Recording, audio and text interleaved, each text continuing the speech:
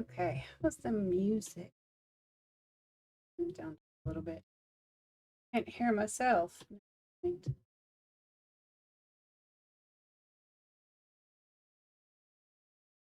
Okay, so today I'm going to color this with Copics, and I'm going to fix my camera. Go. And after I'm done with this one, I'll make this into a card, and I have some other like random pieces here that I just need to put on bases, figure out what to do with.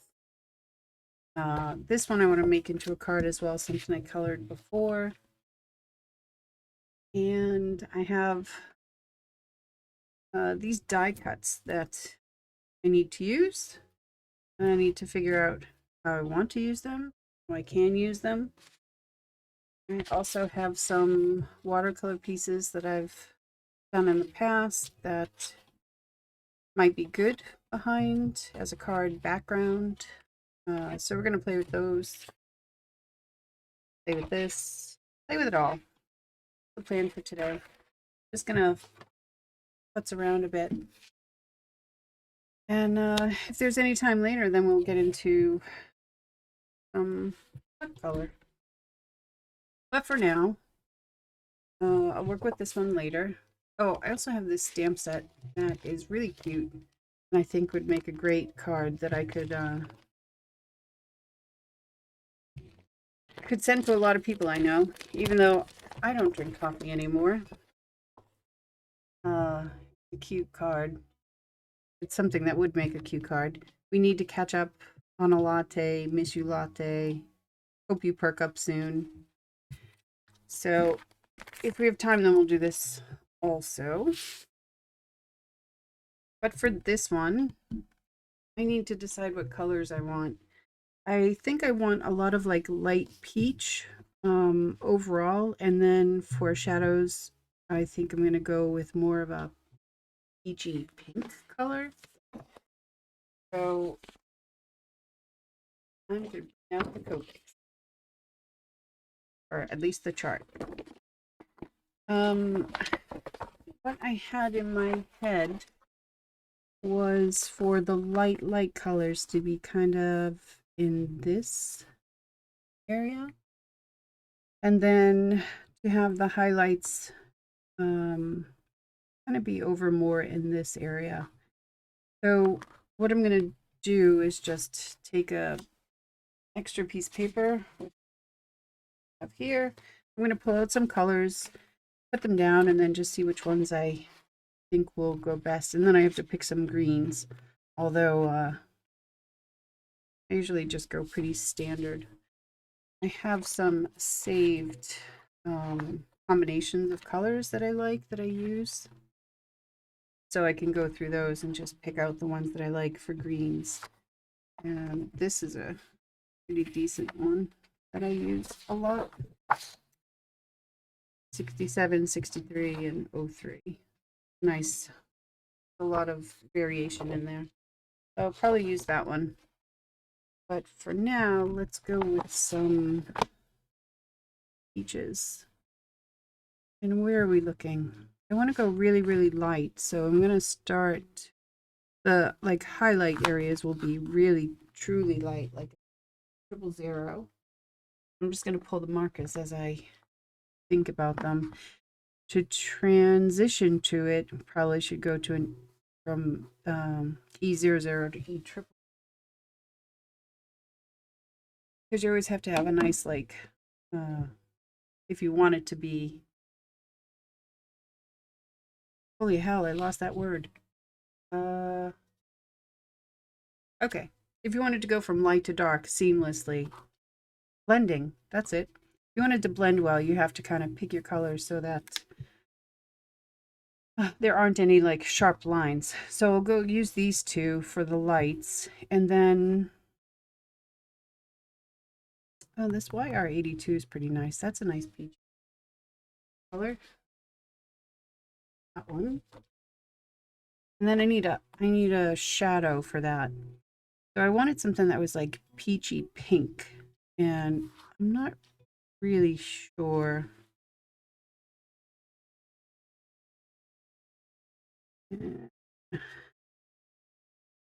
It's not really, if you compare, what is this, YR82, it's not really dark enough to give like a good shadow, but it is a good transition color. So I'll just go darker in the same family and go to R25 and RV and see how those look. A lot of colors, or what did I say, RV25? And finding them sometimes can be a little irritating. So we're gonna definitely go with these lighter colors.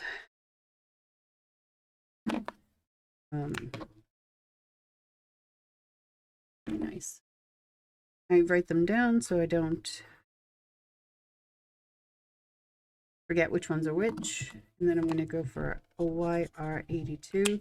Now you see how like these three colors, when you put them together, or if you did put them together, you can kind of imagine that there would be like a nice blend from light to dark. YR82. And then just to add some punch, we're going to add in some pink. RV23. I know I'm doing it wrong, or opposite I did before, but it's really not that pink. RV50. Oh, one.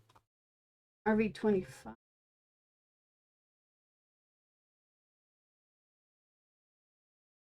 Oh, and I can already tell that I'm probably not going to like these two. So I think I'll look again. RV42 could be a nice mix, and then maybe even just like an R32. I think I want it a little bit darker. That. Let me try the RV40. Those are not going to fly.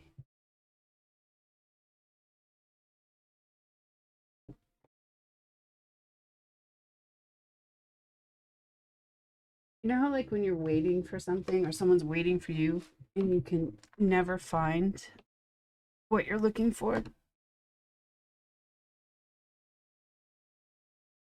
Oh, that's better. That's kind of more what I had in my head. RV42. And then I still would like something darker. Is there anything else in the... I have a couple of charts that I use. This one has it by color value. I got it from Sandy Allnock. You can get it from her website. And then this is just the basic Copic. So when I want to see, is there anything after RV42, I can just come here and say, no, I'm kind of shit out of luck there. So I think we're going to have to go into the reds a bit. Maybe RV42. I don't want to stay in the same area. So maybe a 24. And then when I go over it with the 42, it'll kind of glaze over it and lighten up just a little bit. But really, the only way to know is to try. So quite bright. So these are a no.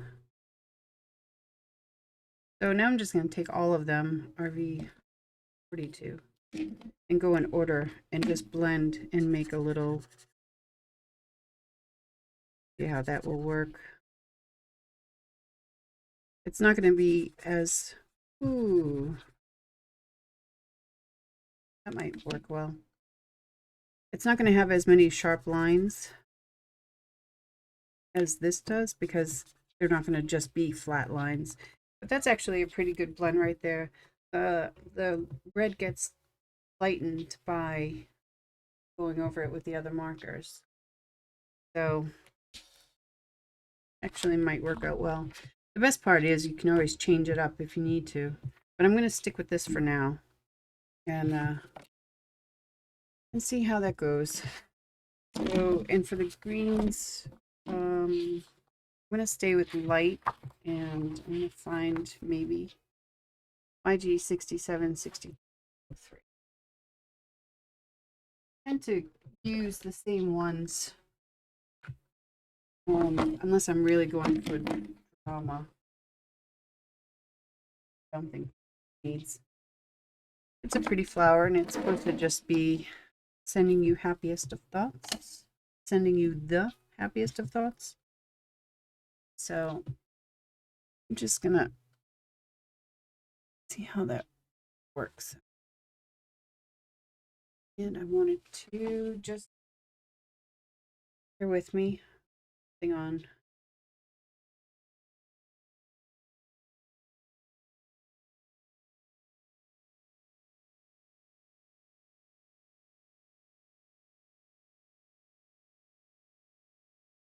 Okay.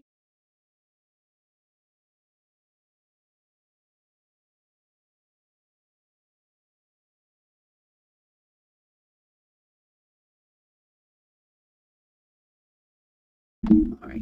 Oops. About that. Okay.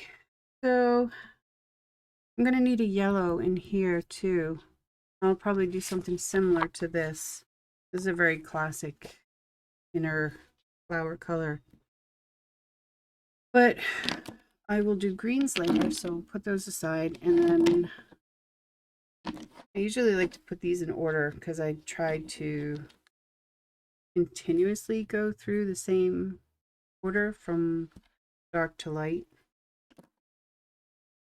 And I'm just going to pick one petal and go. And I'm just going to see what the flower is doing right now. So here's one flower, and there's all of these petals. And then under here, it looks like there's another flower kind of peeking through. And then another one that hasn't quite opened here. A bud, beginning of a bud, beginning of a bud, beginning of a bud.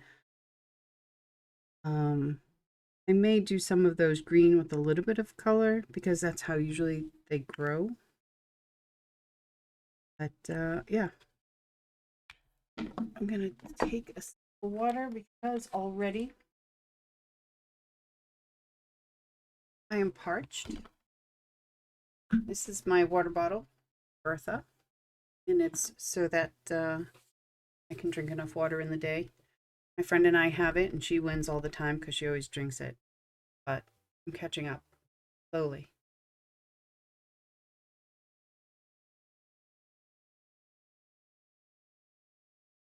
All right. So I don't really have any specific idea on what I'm going to do. I'm just really playing around, and how it comes, it'll come. So on this first, I'm going to turn this sideways. I move this around a lot when I color. I am just going to figure out where I think the shadows would be. So there's a petal here, and so that will definitely have a shadow. And then it will have some shadow coming up from these like little, from the center of the flower. And then the lines in the stamp are to demarcate where their other shadows would be. But thinking about it, like if this was tipped over, which is what it's trying to show you, there would be a shadow under here as well. And it would kind of slowly fade out. And it would be the shape of this here. So just with that one, I'm going to also put a little shadow here. Because there's nothing that's really like just flat one color. And then I'm going to add some striations with the red because when I go over them with the other colors, they're going to really die down a bit. And I'm just going to take this next color, which is the RV42. I'm going to go over that and then slightly extend and then blend out. And where there is really strong lines here, I'm just going to go over it again to make sure that they're a little bit better blended. So you can still see them, but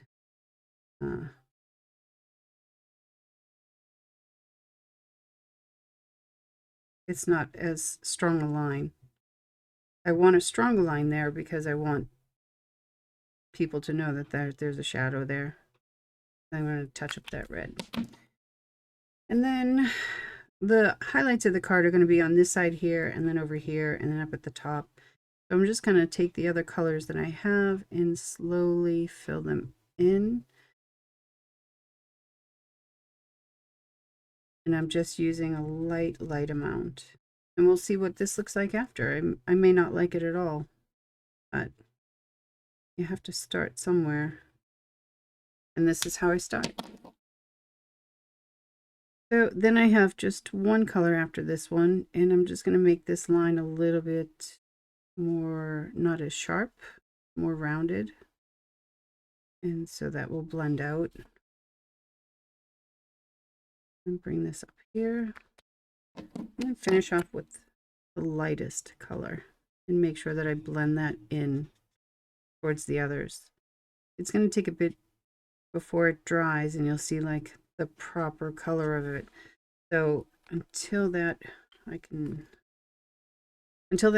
we'll just go on and do another petal. Somewhat okay, but moving on. I do like to not do the ones right next to it. I kind of like to, almost in watercolor fashion, jump around a little bit. It gives it time for me to see actually how much I like of it.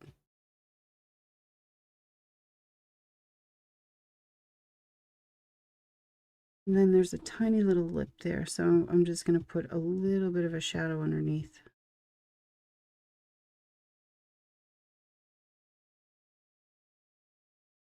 And then we'll just go through the same colors again.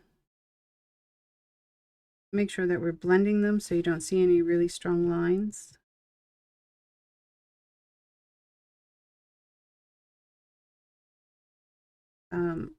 I like to work from dark to light. But there's a lot of people, probably the majority of people that work with Copics that, or any kind of drawing or coloring actually, they like to go from light to dark, which means that they would take this lightest marker and just fill in a petal.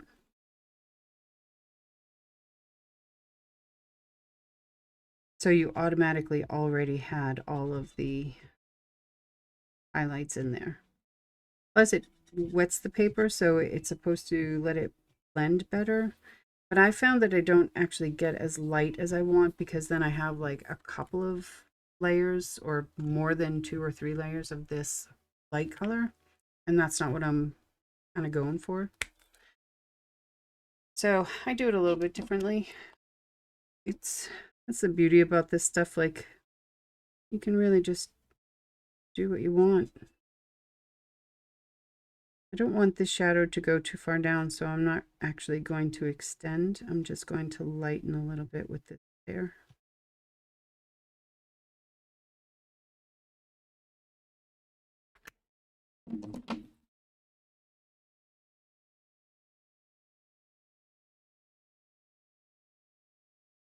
A little bit. Now, I'm coloring in here with my second lightest color because I don't really think that there's going to be much of a highlight there. I will go over it with the lightest just to blend it a little bit, but here is where the biggest highlight is, so I'm leaving that here for this. You're probably going to get dizzy with how much I spin my cards, but it works for me. Another petal done. Not too bad. We'll stay with this color. I do like the peach, and I think the red gives it a little bit of a different shadow. Yes, queen, do what you want. Thank you. I will. I hope you're writing while I'm doing this. Uh,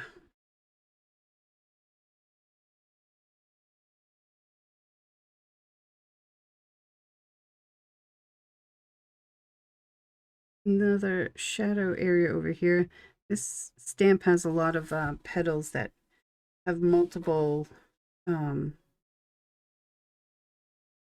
the tips pointing into the flower, which happens really quite naturally in nature, but sometimes it's hard to figure out exactly what you want to do when you see that, because you can just leave it completely light. Or if the light was coming from this direction, then this would be completely dark. And then the light would be all right here and dark and dark. I kind of tend to do a light from above so that the highlights are, when you're looking at it, um, the places that you would think that they would be.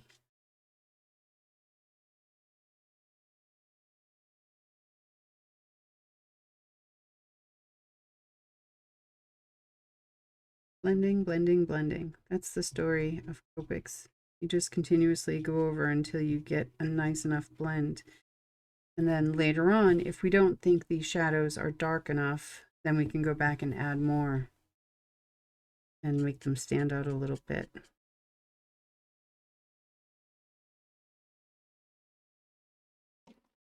Normally, I have a piece of paper underneath. Capture that.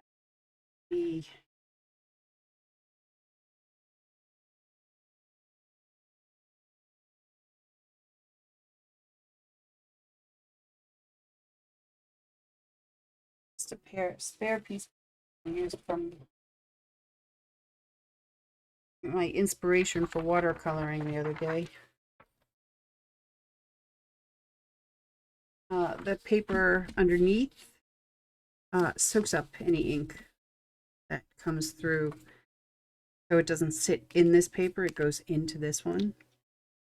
I'm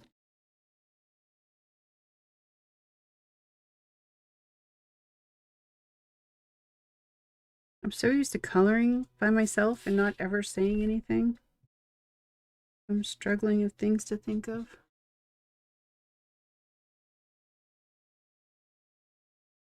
This is what I do for my mental health.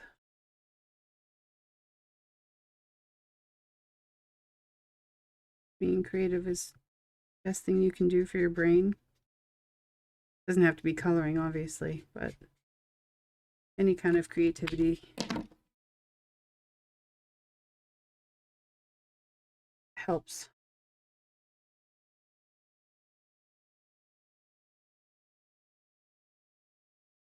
No, not too bad.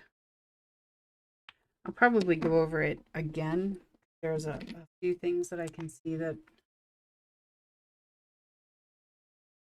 I'm not totally happy with. This part, like, all looks a little muddy. I over blended, and so I don't have any sharp shadows or like lines in the flower. So I'll let it dry and see what it looks like then, and then go from there. If the light's coming above, the highlight is going to be here, and so this will all be in shadow, highlight, highlight, shadow. So I got some red on there, but I'll fix it later.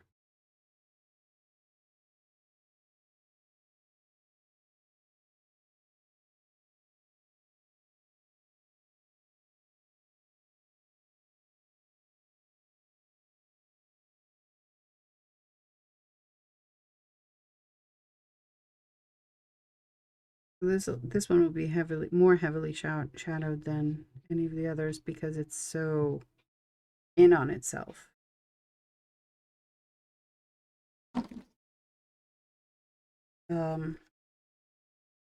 Probably won't put very much highlight on this one at all, just on this top piece.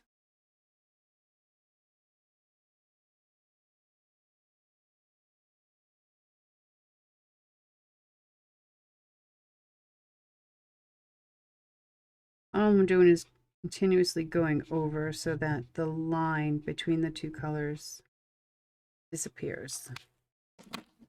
And then as I add more colors, this is slightly more peach, so it's going to lighten it a little bit and also tint it so that it's more peach than red. And then I don't think I'll do the lightest on this bottom layer here, but I will come up here and do that top one.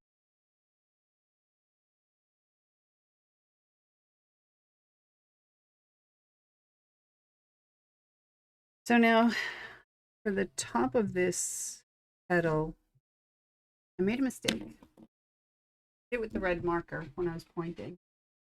And in Copics, there's a thing called colorless blender, number 0.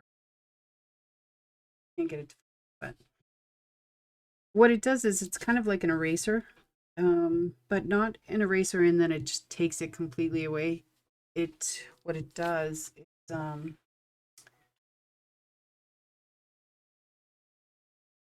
that little spot right there, you're not even going to really see it, but it's going to drive me crazy. So I'm going to take it away. And when you put the colorless blender over it, it just lights it because it's almost like pure alcohol. So it'll just lighten it so that any other colors I use will be able to take that place instead. So go over it and then I will let it dry. So I'll do something else until that's dry. And Copic's dry actually really pretty quick. You don't have a long way to wait because it's alcohol ink.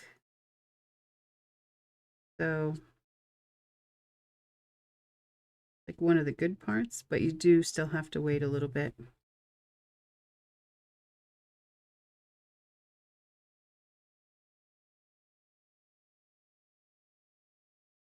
A tiny little dark part up here at the top, which indicates that it's behind this front piece. So I'm just going to put a little shadow in there.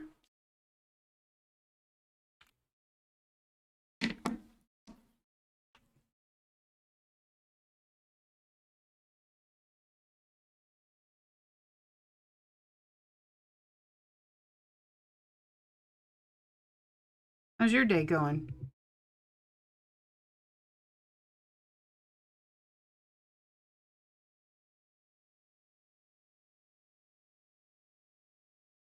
Blending, blending, blending.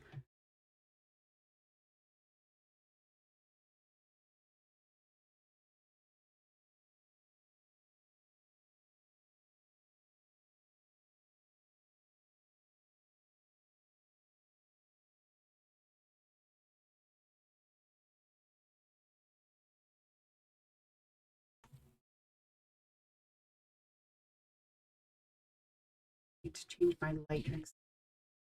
Being a shadow of my head. If I do that now, everything will all shake and be crappy. Next time.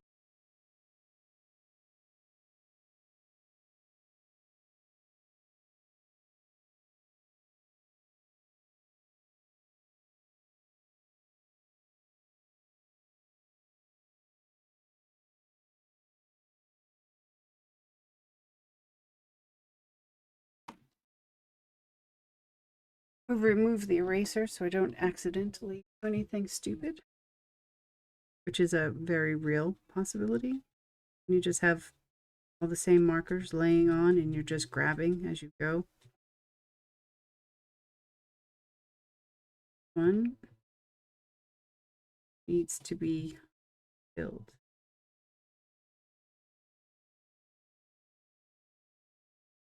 So, take a peek how bad it is. Oh, it's really super bad.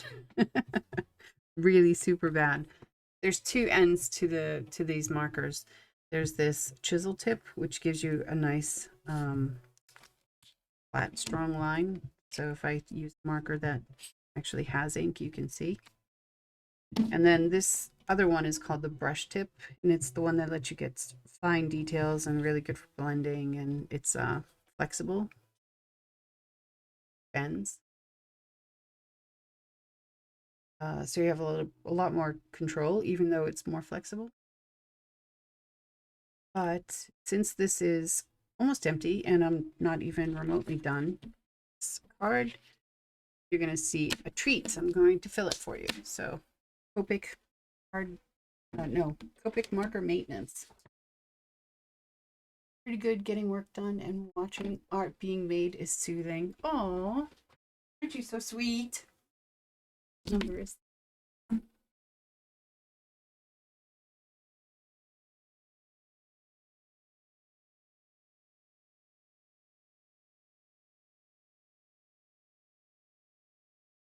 okay. This is a refill. So when this runs out of ink, you put more ink in it. And this was just stuck to it. So I'll test this one out also because I'll use that a lot. And see how it goes.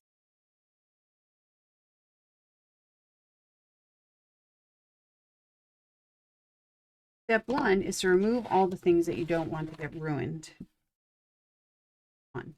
Step 2, take off your covers. I like to put them facing me with the numbers so that when I put all of these together, I know that I am putting in the right ink. Because I cannot tell you how damaging it is if you put in different ink than the one that fits there. I'm just going to drop in about that much. There's like a cartridge inside that keeps the ink and then distributes both sides. Reach down to the cartridge. So I'm going to let this sit for a second. Oh, clean that too while I'm at it. Let it sit, and then I'm going to do something else. What that is, I don't really know because I'm distracted. And I have to move all my candy to find my cleaning sword, which I could not find.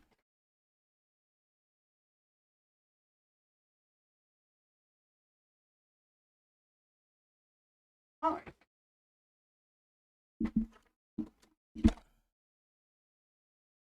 The reason why I don't have a face cam is because I have so much crap behind me.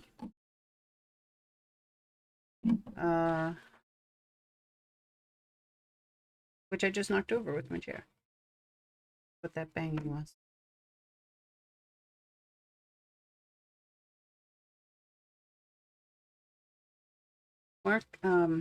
Ink builds up in the inside of the marker from when you're putting the cap on and off, and then it gets sticky. It's hard to be removed and more stuff.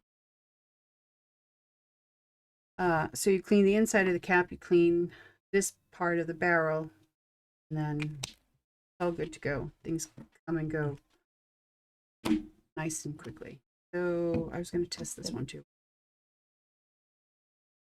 Oh. That one has good ink. You can't really see the color, but you can see that there's, you can see the line of it. But I could actually add a little bit more, just in case. So, E triple pro, E triple.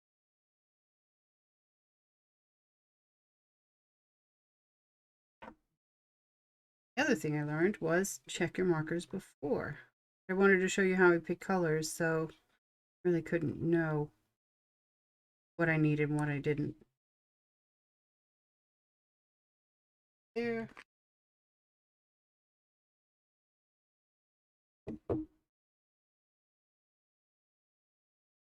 All right.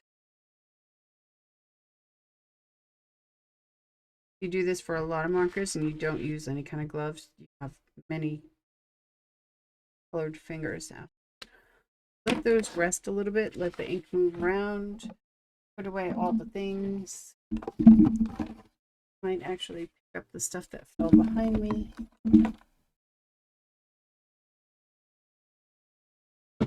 so I don't trip on it when I try and get up.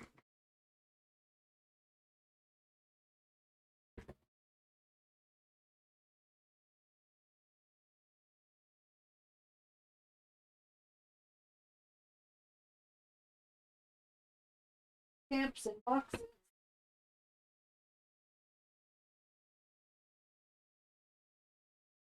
Things for shipping. Things. Considering I still need to put away Christmas stuff.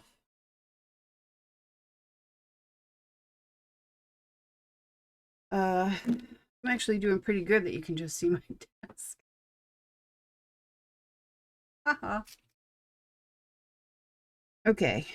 On this one here, we were on the E00, so we'll go back to the lightest. And now all of this stuff that's white over here, don't want that to be distracting, is highlight. So everything over here is all the highlight of the flower, a little bit of color for shadow and just natural variations in the flower's petal. Let that dry. Next, I'm going to do, go back to this tip.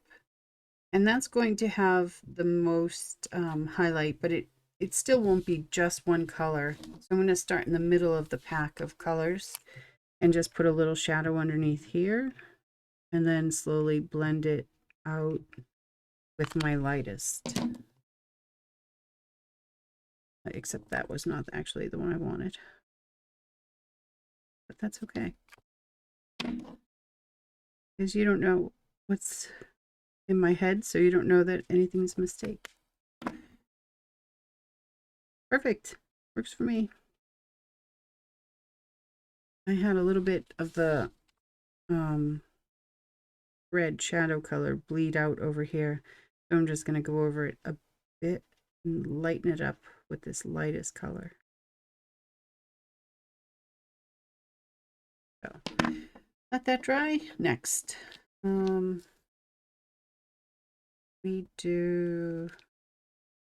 back here.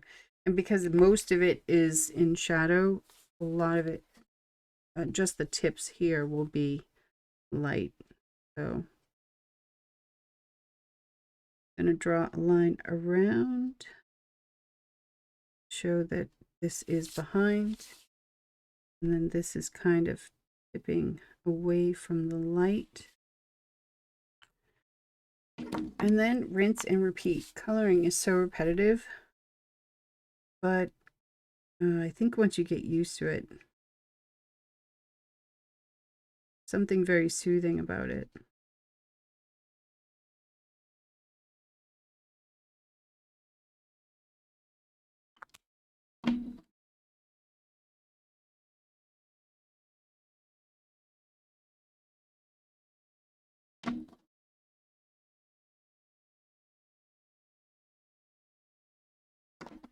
And then this is the lightest color, and then I will go over the part that isn't colored and then into the part that is to lighten it up a bit and blend it. And when it dries, there'll be more shadow behind the petal and then a lot of highlight on the edge. Only a few more petals on this one, we're done. And then we'll reevaluate and see what else it needs. So there's going to be a shadow here because this is sitting in front.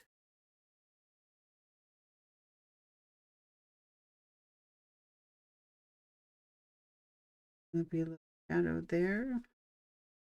And as always, shadow coming up from the flower. Actually, it doesn't always have to have. There are many flowers that have the darker side, darker part of the flower at the tip than the center, but not the way I wanted to color this one.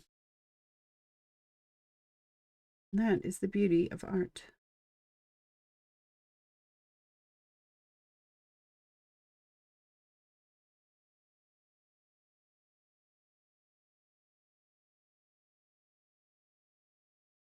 I don't remember what cardstock I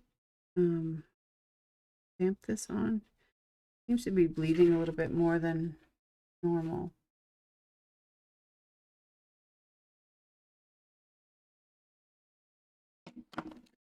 That's okay. Bleeding just means when the marker goes past where you're putting it.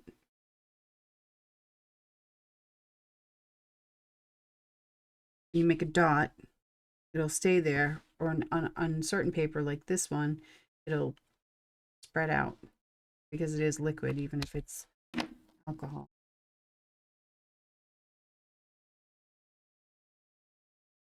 Connect those pieces there, that lightly, and then prepare this to be the main highlight.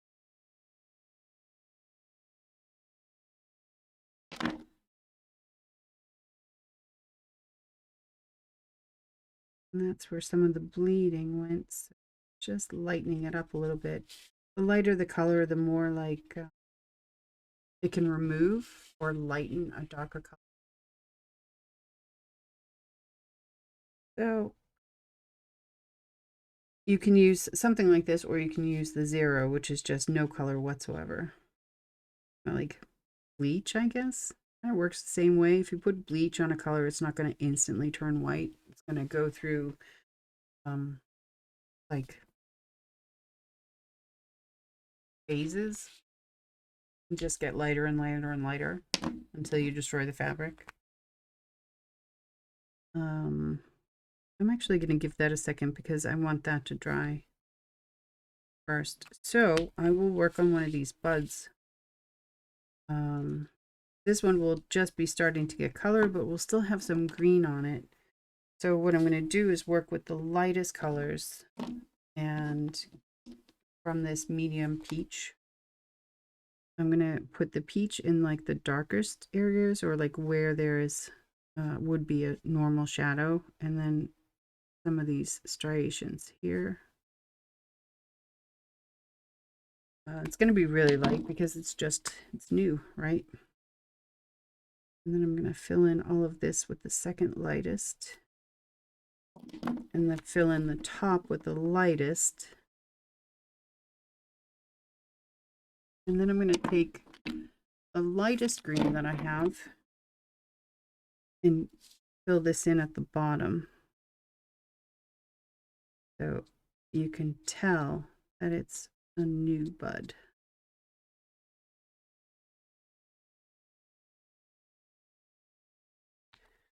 And I'll let that dry because it does look like it's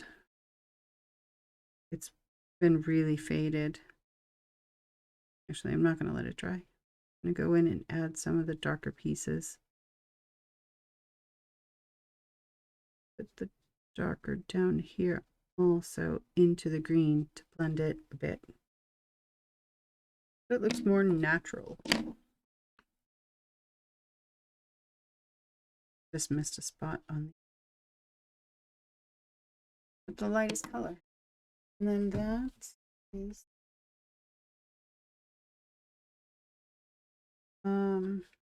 there is this little section here that doesn't really look anything. I actually did color it with the lightest, because if it's facing up like it looks like and the light is coming down, then that would be the lightest part of the flower, that in the top. I'm going to give that a little bit more to dry. So I'm just going to take the greens that I have and do some of the stems while I'm waiting, because they're over here. The darkest green is going to indicate shadow and striation, and this is a smaller bud, so it's going to have more green than color. And then here and here, and this is the darkest green that I have. And then I'll just go through from dark to medium to light. And for this one, if the light is coming down, you're going to have, it's really small, so you can't get as much detail in as you want. But essentially, you'd have a light stripe in the middle, and then medium on the other side, so that like a curved object. but it's so tiny that you can't really do that. So I'm really just going to use this medium to blend it out, blend out the darker. So it goes into, blends into the lighter one better.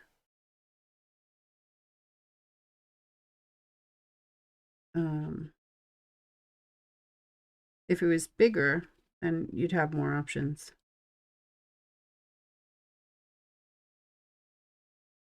But let's be honest, who's really going to take a microscope to any of these things? As long as it looks like there is shadow and highlights, I've done my job. I'm not coloring for the Smithsonian or anything. All right, so I will get back. It's had time to dry. I'm going to finish this last one, and then I'm just going to take a look and see where I want to make things darker or lighter. Lighter is harder to do now, but it's still possible. Just only to a certain extent. And then this is all behind here, so it's going to be shadow.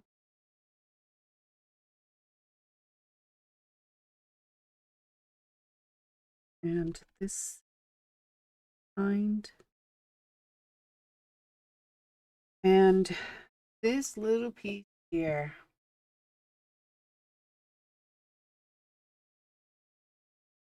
This tiny little piece here. That is the lip of the flower curling up. So there's going to be a shadow in here. And then that will be bright white, except for right there.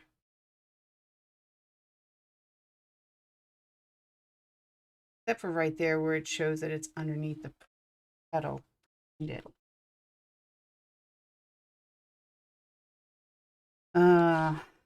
Yes. But it's also such a small thing. You just have to give the idea of a shadow and not an actual full-blown taking up all the space shadow.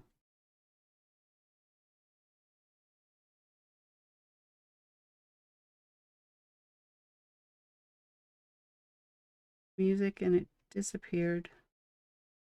I don't know where it went. Did you even hear the music?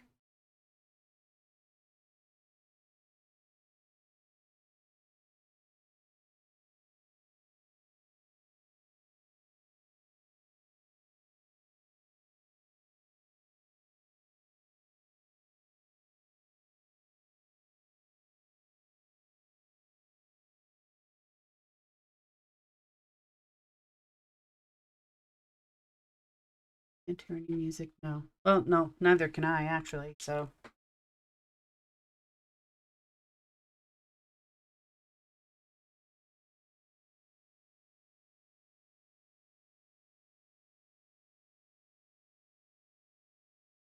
how about now?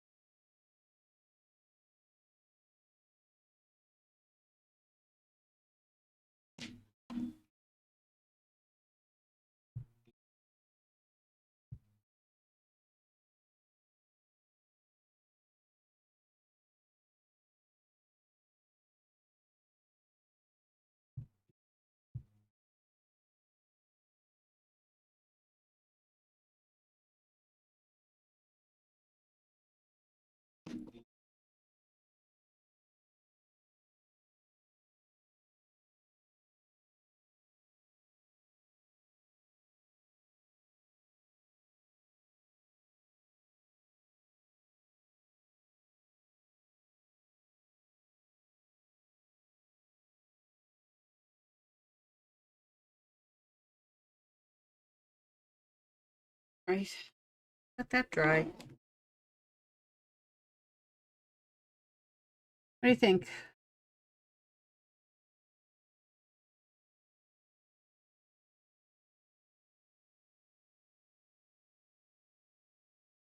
Oh,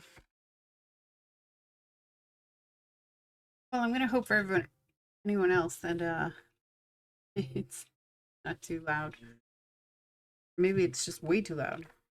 Maybe I should really figure out how to do this thing. Yeah, okay. I do want to add a lot more, go back and add a lot more shadows. Dark equals drama. And on this screen, it looks pretty dark, like there's a decent amount of shadow on it. But in real life, it's far, far less for me. We go slow.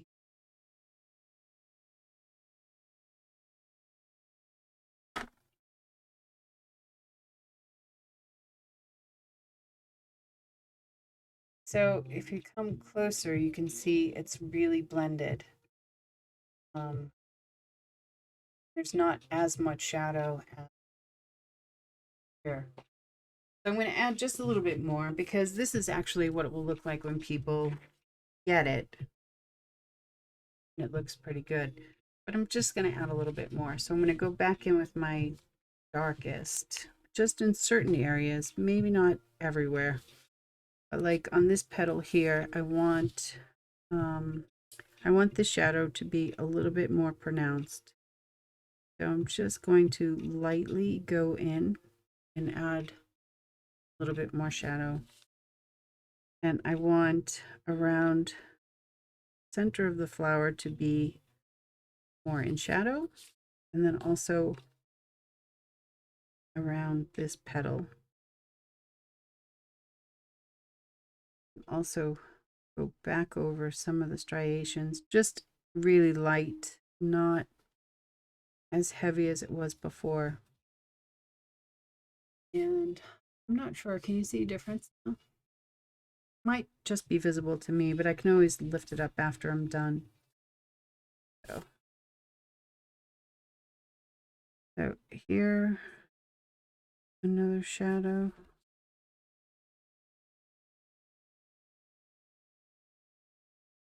More striations, more around the center.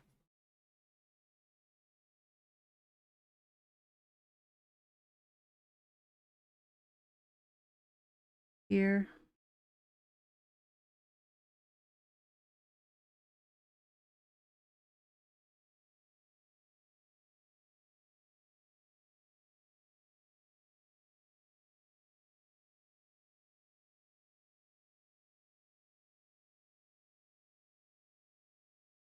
One behind here. I just did.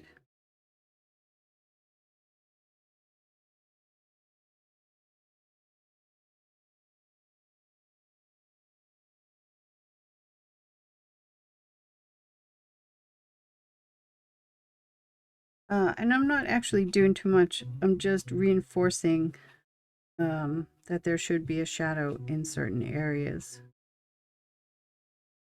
And making that shadow a little bit so that it has more contrast. A little bit darker. So it actually looks like a proper shadow.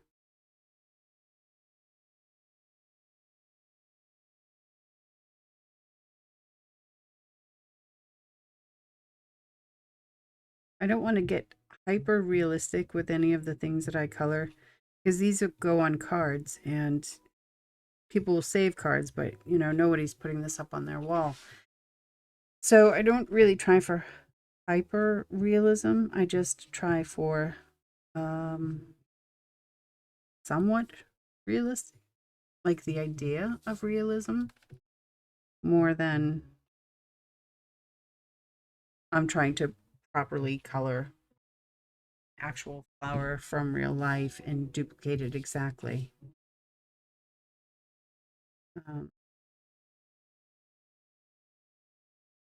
There's a little bit of a balance between art that goes on walls and art that goes into a trash can once it's received. So I'm just kidding. Everyone saves all of my cards all the time. No one's ever thrown anyone out. Okay, So now I've gone in and deepened those shadows, and I think there's a big difference. I don't know if you can see it, but I think there's a decent difference, and I like it much better.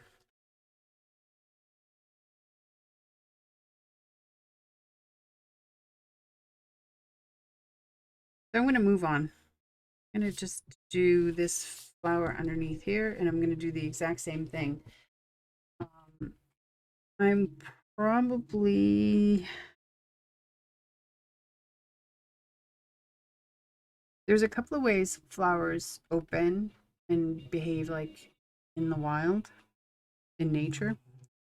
They're either, if it's a colored flower, it's either really light, it's a really light bud, and then the color comes in after, or it's a really dark bud and then it lightens up after. This is a magnolia, and I don't actually know what those do, but it really doesn't matter because I don't even think magnolias come in these colors. So I just need to decide, do I want the buds lighter or darker? I think I want them lighter, so I'll use the red just for shadows, just for where petals are overlapping each other. And then all of the other, the darker colors will come from this peach. And then a lot of it will be these two lightest. So what I'm going to do, since this is really small, I'm going to just color it all at once. The main focal flower, I like to do each petal separately and give it time to dry and see where it's going. But these smaller like background flowers, they're going to be a little bit more muted and not as like sharp as this main flower. So I'm just going to color it at once, and I'm going to go through and add in everywhere there should be a shadow, but then I'm not going to reinforce that after.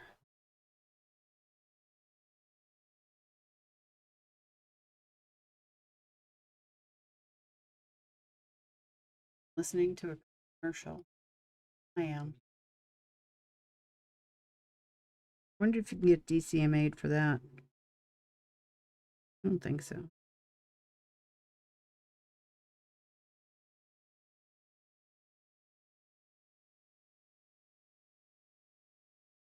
So one is coming over this here.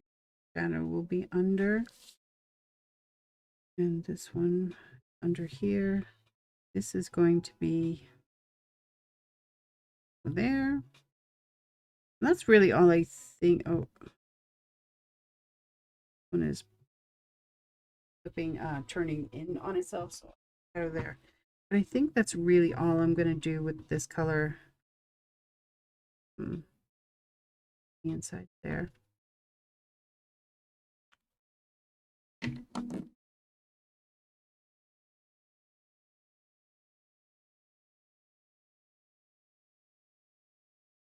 now I'm just going to go over this with the second darkest color. I'm going to bleed it out a little bit so it's not a sharp line.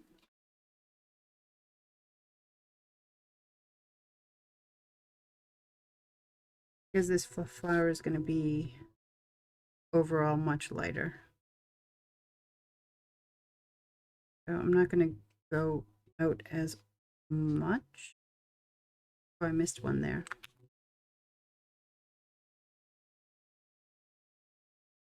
Shadow should be there.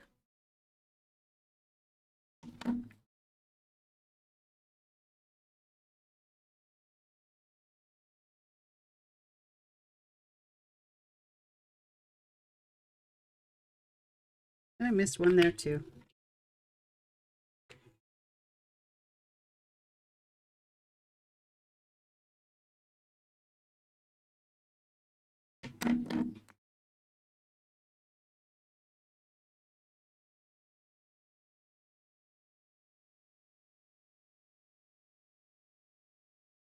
And that's really it. That's probably going to be like the darkest that this is going to get. I'll use this medium color for like striations and to add differences so it's not flat, and I will blend out from the shadow with it. But I'm not going to go all that far. Add some there.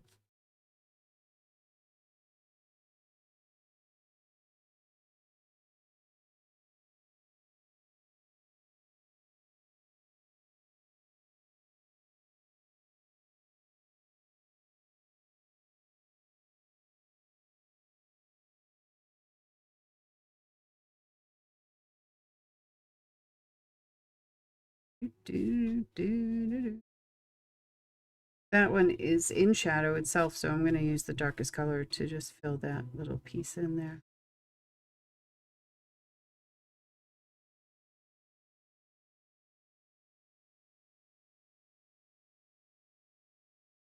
And that's it. Everything else would be these lighter colors. I'll blend out with this second lightest so that it's a really nice road.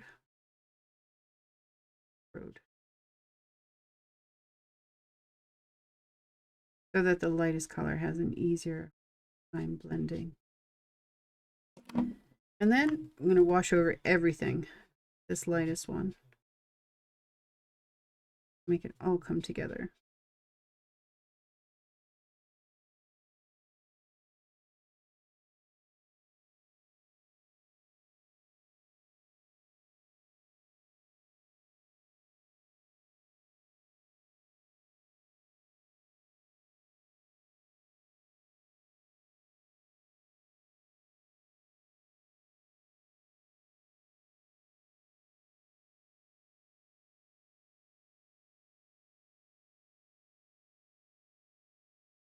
It has a little bit of shadow, but just naturally, and then the rest of the flower is light.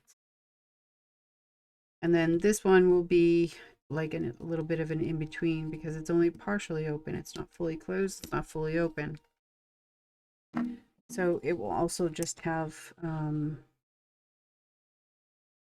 red for shadows. And I'm going to color it all at the same time too. Really just the focal flowers that I like to give a lot of individual attention to the petals because that's the one that's really going to be seen. Let's go and put shadow everywhere I think there should be shadow. Anytime a petal overlaps another, there will be shadow.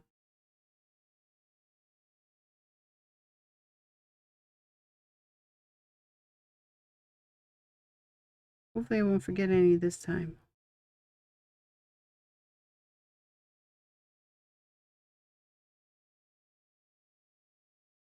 Holding in on itself, so give that a little shadow. Shadow for you, shadow for you, shadow for everyone. Shadow here, overlapping. Shadow here, overlapping. This one is curling in on itself too. Shadow there.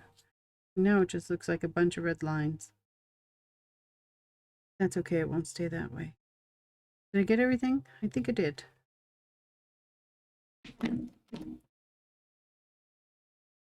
Now everywhere there's a red shadow, blend it out with this next color, soften the lines. Since this is on the bottom, I'm going to put a little bit here to show a little bit of shadow underneath.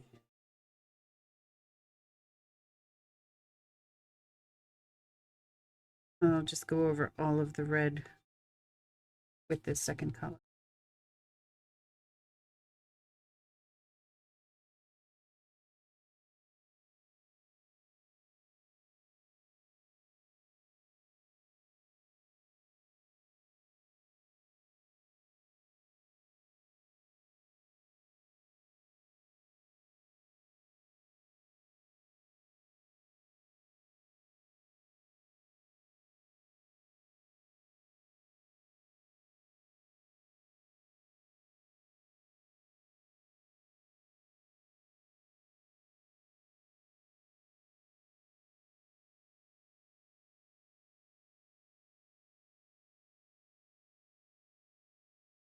So now that's been, the shadows have been, the red in the shadows have been softened down with the second color. I'll go over it with this one and slightly extend to make it a little bit more peach so it stays in the same color scheme as the rest. Slightly extend it.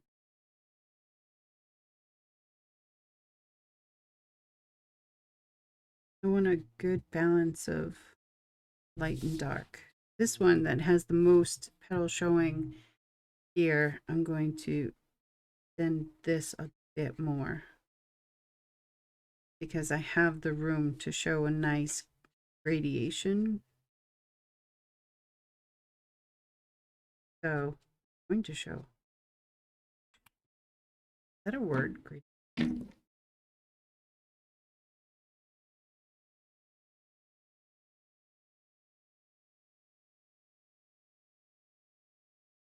Onto the second to last color.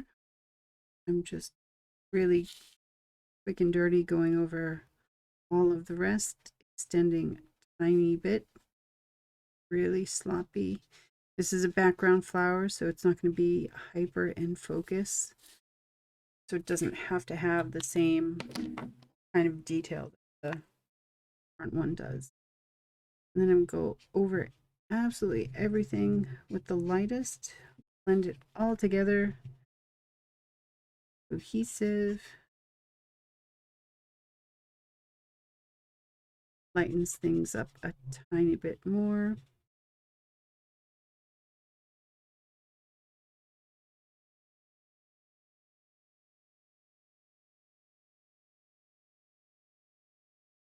Shadows, funny.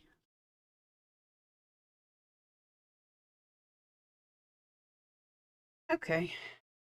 The only thing I might go back and do for both of these is the shadow from the main flower where it's overlapping on these background flowers, because I don't want these to really have focus. I want this to have focus, but I want this to show like it's very clearly on top of the others. And right now it just kind of looks like a blend.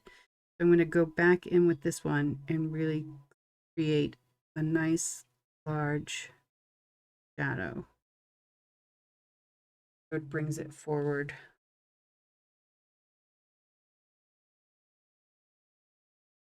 And it gives a demarcation between the foreground and the background. I blend it out a bit. The edges. I'm not going to go through all of them again. I just want it to be a little bit softer on the edge, like a proper shadow would be. Unless it's like the light is here and an object is here and it's very close, then you have like a really dark line where there's a shadow. So I'm just softening this a little bit.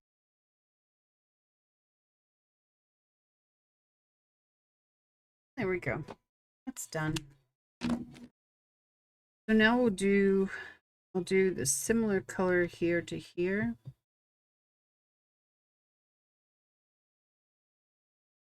I think I'll start with the lightest on this one so that I can add the detail where I want it after. Go there. Then I'll go in with the darker. What color where I want it, which for here is just on the edges of the petals. One behind. Then I'll go in with the green and then blend that in again. But as much though. Doesn't even need to be. So here I'm going to, on these three smaller ones, I'm going to go in with this second lightest color and just go on the tip because it will be more green than not.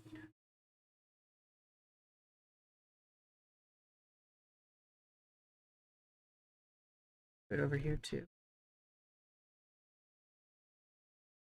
I'm not going to do anything else. I'll do a bigger variation of greens than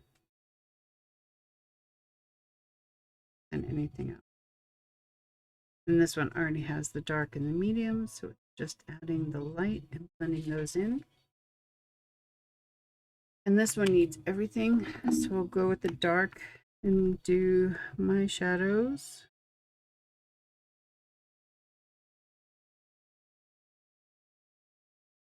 Over here and do these as well. It looks like I missed petal. Could be a leaf. I'll make it a leaf. So the darkest would be next to the flower. And then on these tiny, tiny leaves, there's not a lot of room for detail, so I'm just going to give the idea that it's not flat.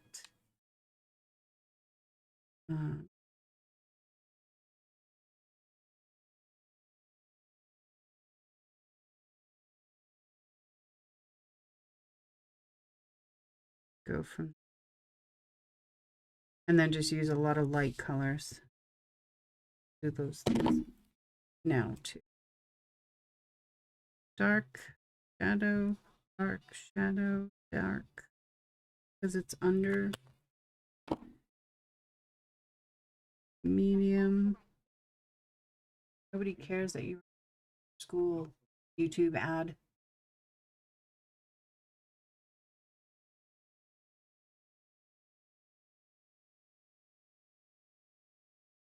And then I'll go through everything with the lightest of the green, and that's all it will be.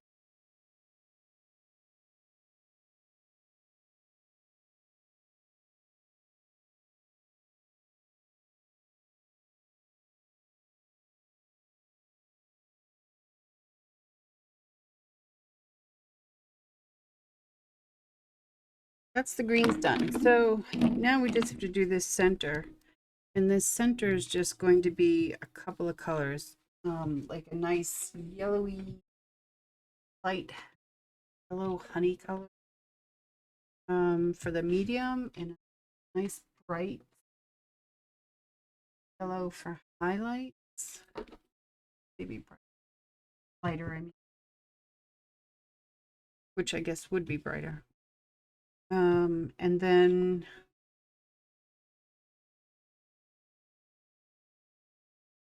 a darker, almost brown, like an orangey brown. And there are a lot of tiny little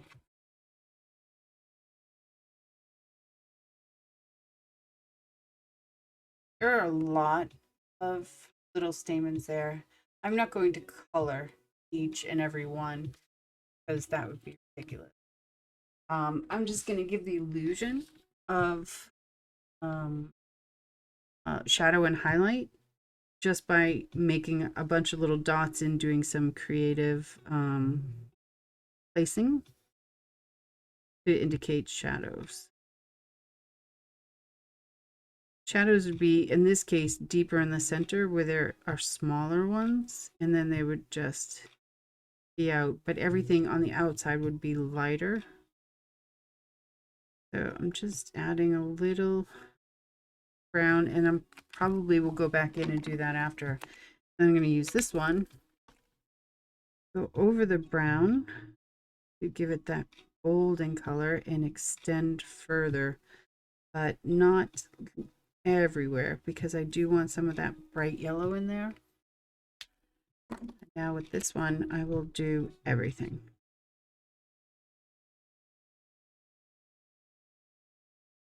So I don't want any white. I mean, you could leave white and that would be a really pure highlight, but these are so small, you would never really know. And now I'm going to go back in with the brown and just darken up a couple of places here and there to give the illusion of shadow.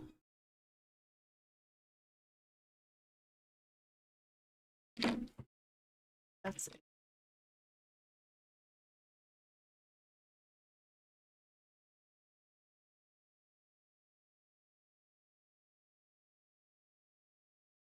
There we go.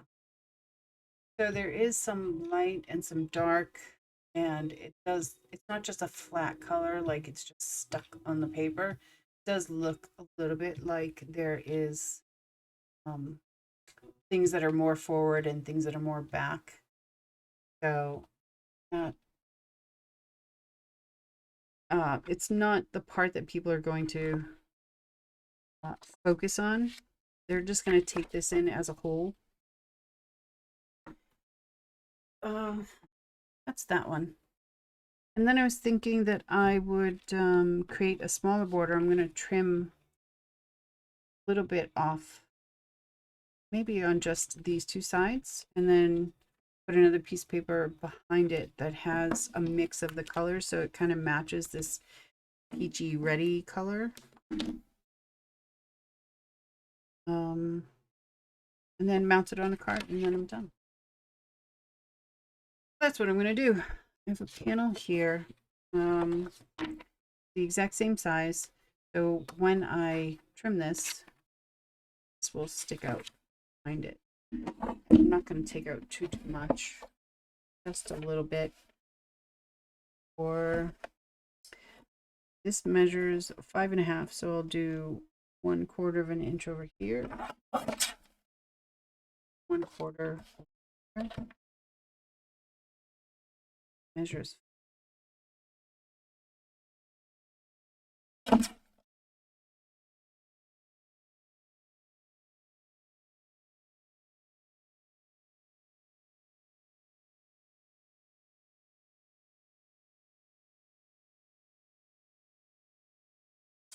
tiny bit more. Okay. And then this I will center on this panel here. So I know that I need 1/4 of an inch on either side of this one color. So I'm just gonna really down and dirty, messy color. This is just a laminated piece of paper that I use for this stuff. I don't care. I can wipe it clean. And it doesn't get my desk really messy.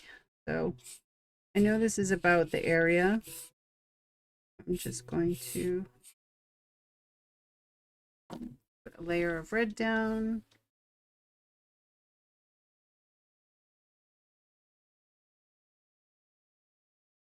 And then I'm going to go in with a couple of these colors, probably the darkest 3, so I can match it to the color flower. And it's going to lighten it as I add.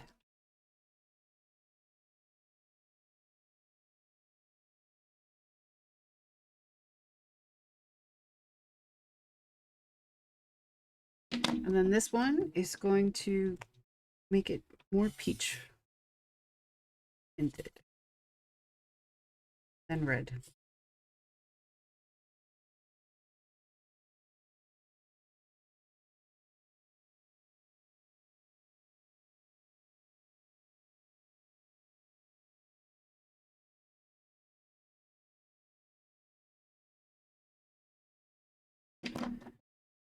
Dry.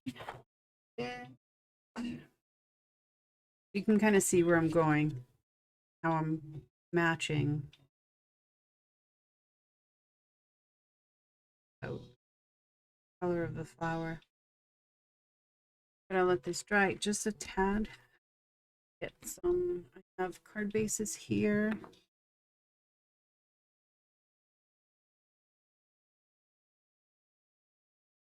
My son's teacher just sent me a picture of him sitting with his friends. And I want to melt. This is a card base. This is, this particular card is an 8.5 by 11 sheet of paper, or it's not paper, it's cardstock, cut in half, and then that's a card. This card opens like a book, but because this image is horizontal, it's going to open. So, I know, right? So cute. him just sitting with his friends. Adorable. Okay, so it's mostly dry. What I'll do now is take... If you ever do paper crafting, this is like literally the best dot liner tape you can get, I think. It just lays down a little thing of tape. It's like little pieces of tape.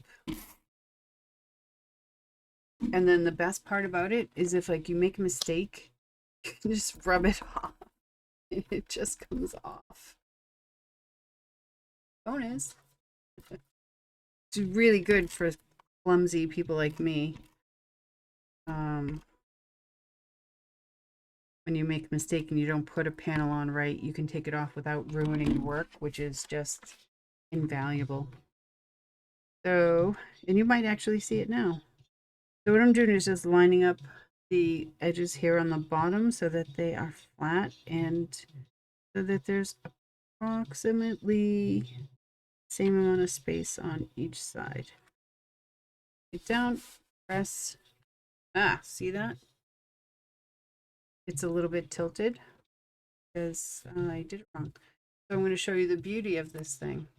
I'm going to take this background and peel this away from my panel. I want to keep my colored work straight and not bent in any way, because that I don't want to do again, but I could very easily make another background piece like this. But I did it, it's not flat, but it will be. So I'm going to try again. The beauty of this tape is just amazing. I think I might have to get my head in the frame a little bit.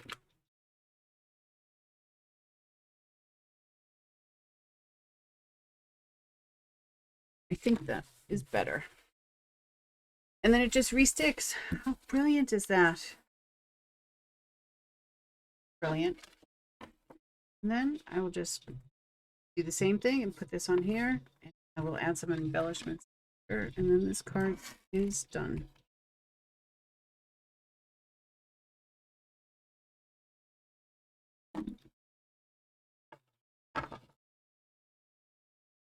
One is easier on its edge, and then you can match it up bottom and side. I just do again. So if you put it so it's standing and then slide it over to the edge of the card and press it down, so it's even on this end, even on this side, even everywhere. And I'm just pressing it down so it has really good contact. And tiny little bit sticking up over the top. Because I'm a perfectionist, I'm going to trim that off. You would never know this. The person who gets a card would never know this. Wouldn't know that it was there in the first place. But I know.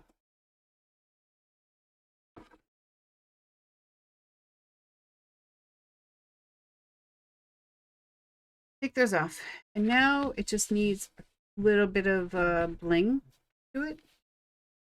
Got a little bit of tape there, and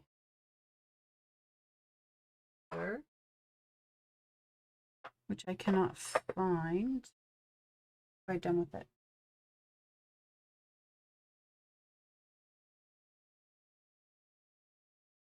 I really can't.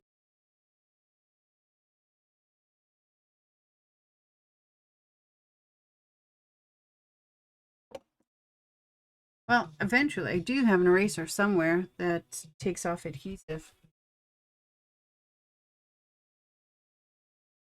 Oh, never mind. Don't even need it. All right, so next are embellishments. And this is what I have. And embellishments just give it a little bit of make it special, give it a little bit of bling.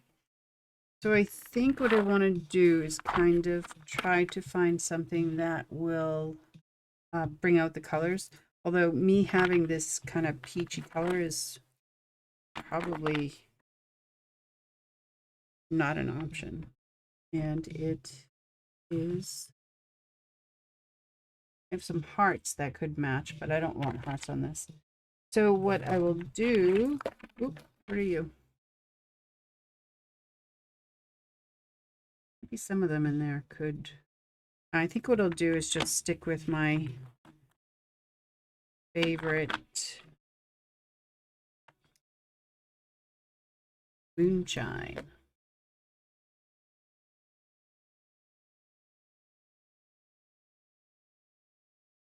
These are just little paletters, palettes. I don't know how you say these words. They're just little circles of fun. And you glue them on and it makes, oh, so pretty. And then you're done. Let's see.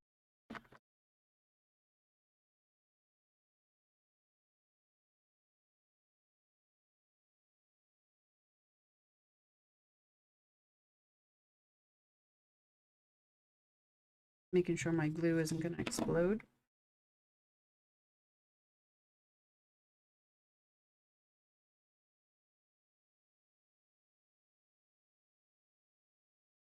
Good one. That's the good one. So I'm just going to play around a little bit and see where I want them to go. This is like just a little sticky tool. This is a little tack and it just picks them up usually. And then you can put them down where you want. So I'm just going to take some random pieces, kind of toss them in the general area of where I think they would look the best. It's really easy to overdo these. Don't ask me how I know that. So you have to kind of just play with them a little bit.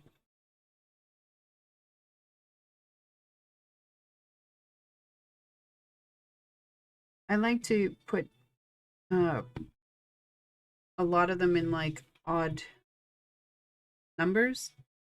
So like this is a set of 3 up here. Really gonna do this now? So this is a set of 3. And this is a set of 3. And for whatever reason, that could be wrong, but I just think it looks better. And I actually quite like just how that fell out there. So I'm gonna take some glue. I'm gonna lift each one, add a dot. I just tested this glue. Here we go. Put it back down.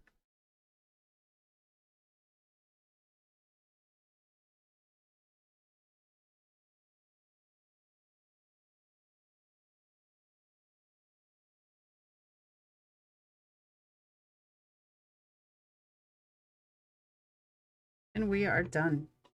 Well, mostly done.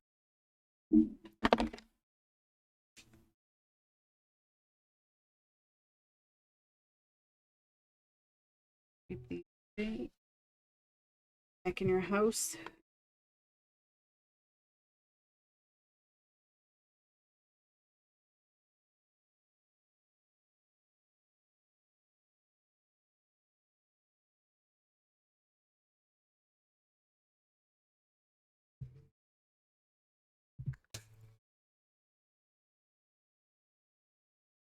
And there we are. Done. If you wanted, you could add a background around it, but I don't think it needs it. I think the focal point should be this flower. And sentiment is I want people to know that I'm sending you the happiest. And I've tried to make sure that you can see that. So that is that one done. Put that aside. This one here is one that I colored before. This is called no line coloring. These are both stamped. This one is stamped in black ink and you can see the black outline. This one is stamped in an ink that you can't see and gets covered up very, very easily by any color marker. So the stamp is there, and I've followed the petals of the stamp, but it doesn't have a dark line. So it looks a softer, maybe a little bit more realistic because there's no black outline like a cartoon. But I need to decide what I want this to be. I think it's done. I don't want to add any background to it or anything. I just want to add a little sentiment at the bottom and then some bling, some embellishments, and call it a day. This is, what size is this? This is an A, there's some debate on the number, but it's an A6.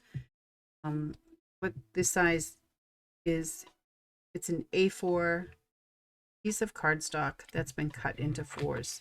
And so this is just an, oh look, I saved what numbers not what I used to color them. That's funny. I'm good like that occasionally. But I'm not going to ever use that for anything else, so I don't need them.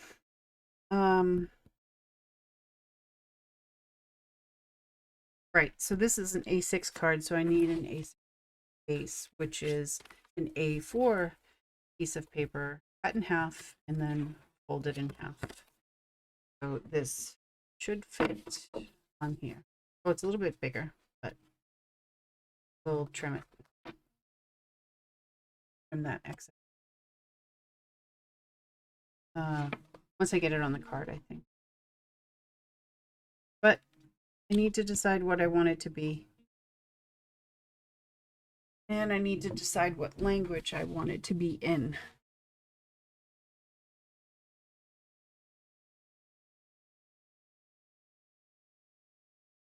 I have some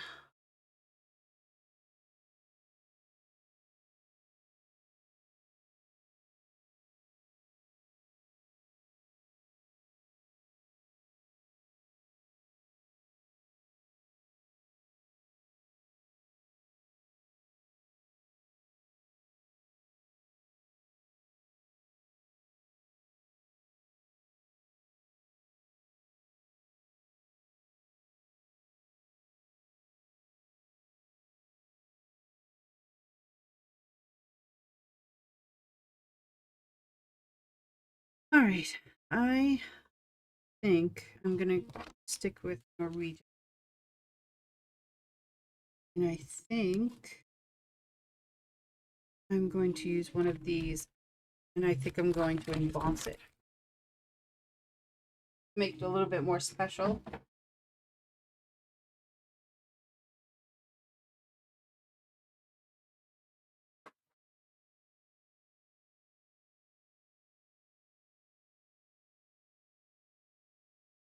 All right. So what I'm going to do is I'm going to probably use this one. And I'm going to stamp this on here. Get my stamping tool. I'll explain it in a minute. Get all the stuff out of it.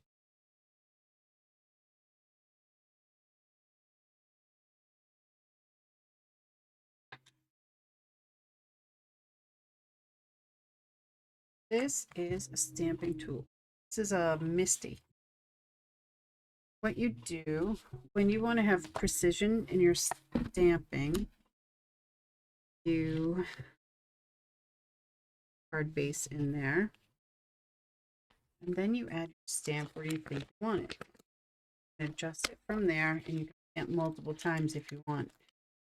Since I'm going to emboss this, I want to make sure it is very clear. It's placed exactly where I want it, and I need to stamp it a couple times so that I can make sure that the embossing powder adheres to it. And straightening it out, it's going to overlap the flower at this bottom part, and I don't know, I think I'm actually going to move it up a little bit more like that. And then you put it on, and then it grabs the stamp, and the stamp stays on here so that you can ink it and stamp it onto the card without a problem. But it also has these grid lines on here so you can actually see if it's straight. And it is. So like that when it's done. But I need to use another old piece of paper.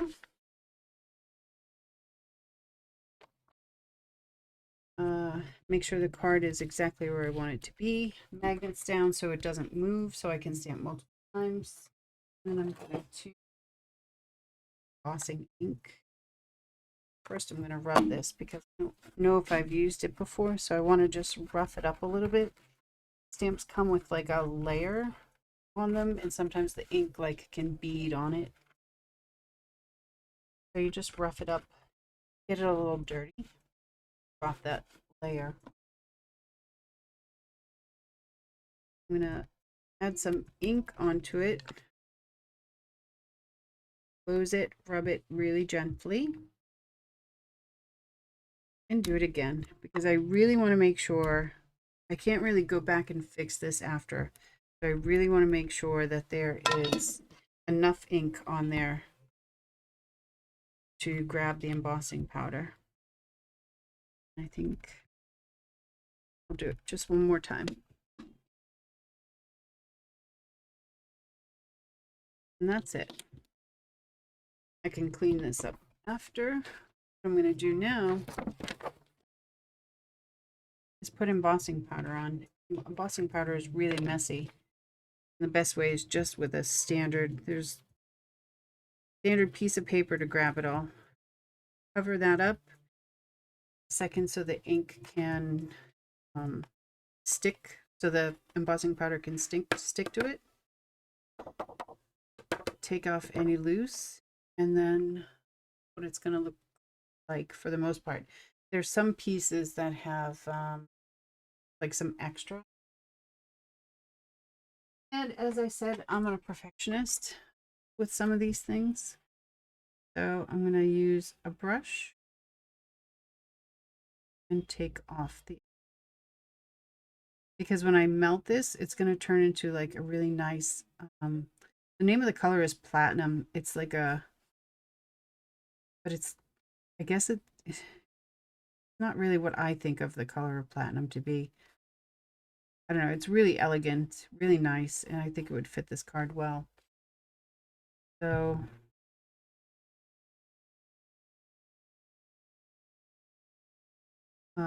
but it will be shiny and it will be melted.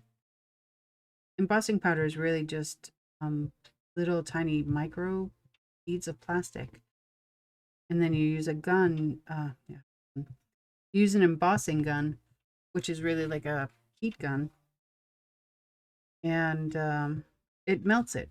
So it's raised and kind of like you've seen on store cards.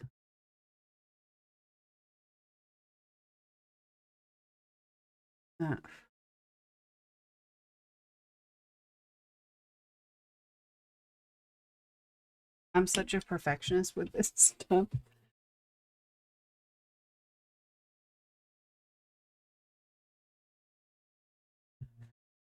It's both a, what is that saying? It's both a curse and a benefit.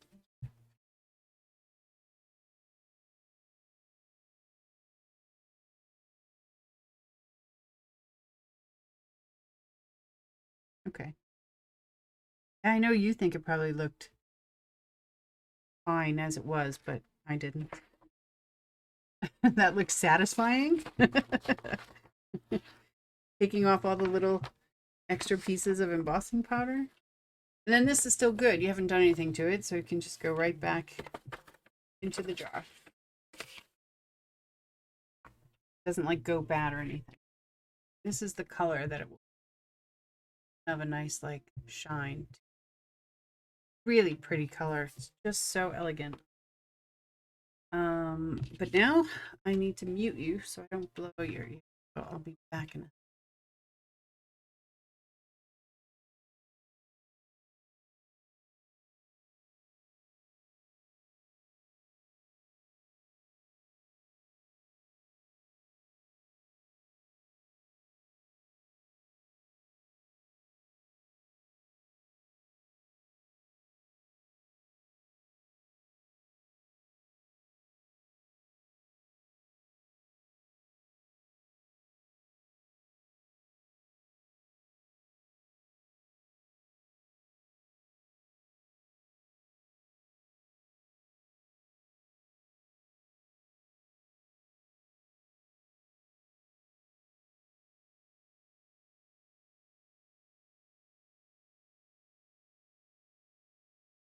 And there you go.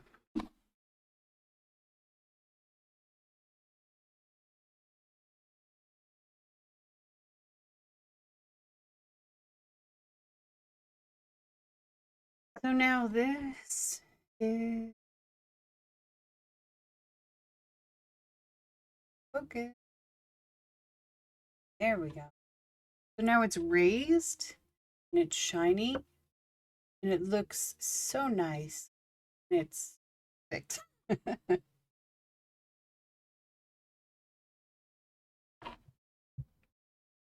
um, so I will just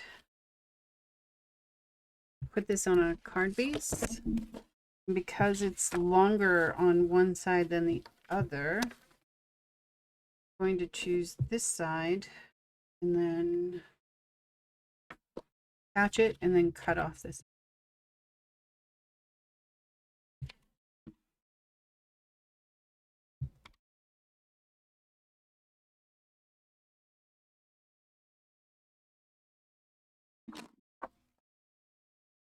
And then again, put it flat. So it's flat table and then slide it over, but don't let it stick. It is flat on two sides. And then you can down. And I like to press on this side because or more on this side. If something gets on the table or whatever and there's a mark on it, it won't ruin the picture. You can always erase or cover up something there if I need to. But now it has a little tiny overlap, we can see in the and I'll just trim that off. And actually someone down there too. It's following the card.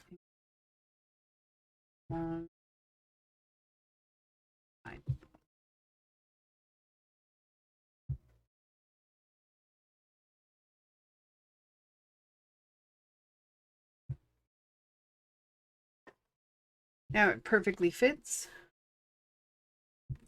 And I thought that the flower really stood for itself. So I might add just a little bit of embellishment in the form of clear drops. So it'll take a while to dry, but I'll just take the pearl maker. And you just kind of, again, working in threes for me. I'm just going to figure out where I want things. Usually you put them like in the areas that kind of need a little something. And I'll make them different sizes.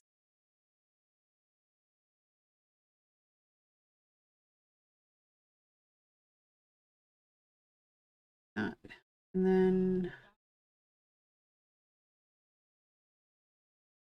here, here. It. When that dries, that will be just a clear drop.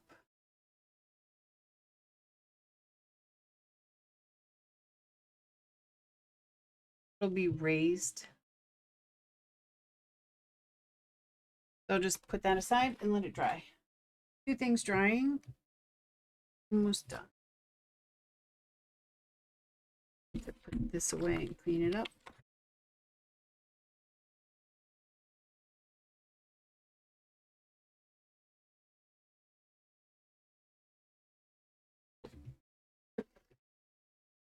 Just a little bit of cleaner and a chamois.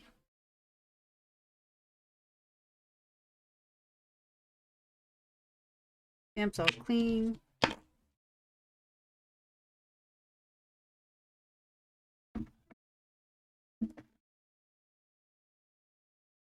And then I have this piece in here in case I need to stamp on a small piece of paper and I don't want the stamp to touch the edge. I can just put it along. Magnets, the magnets.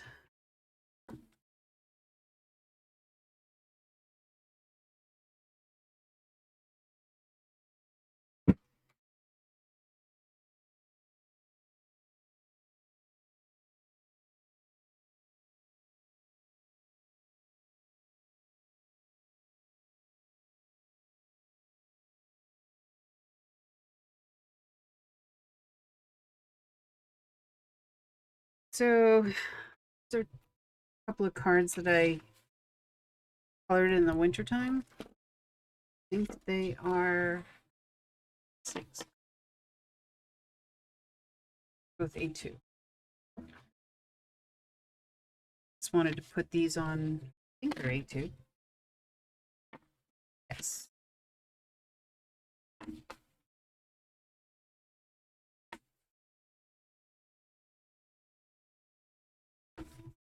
So just put these on bases, and then these can be done also. Look at my productivity today.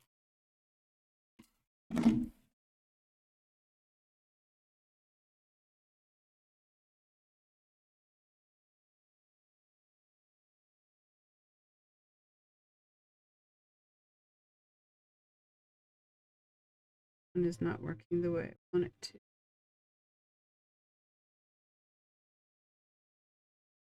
Oh, I think this card is not there. Winning, right? So winning. All right, this corner's down. Even over there and even over there. Okay. I don't actually think this one needs, or this one needs any embellishment, so I'm gonna call them done.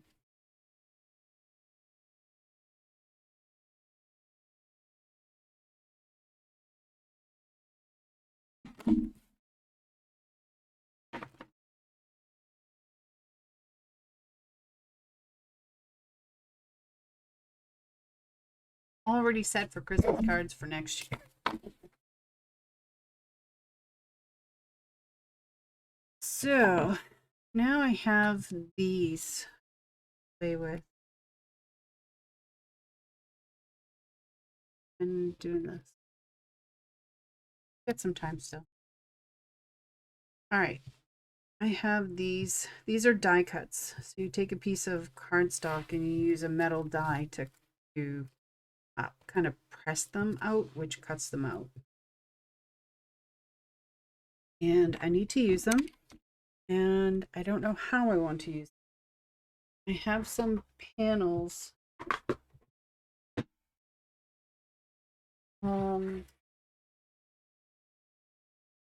These like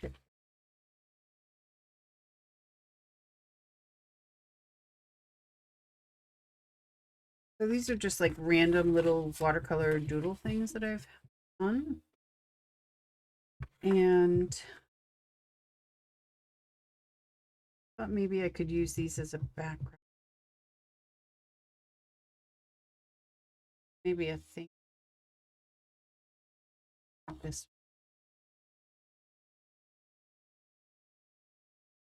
But then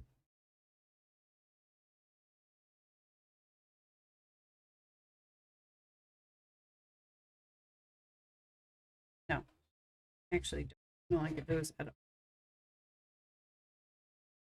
So then I might just create like a watercolor background and make sure that it's really bright and colorful so that this stands out better. I do have some panels, things that I was going to use for other projects that I just never got around to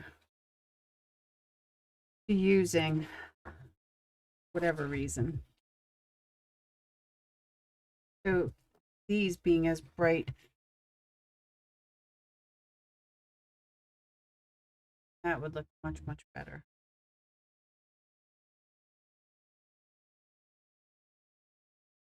Especially if I emboss this in like a really sparkly silver. Might work.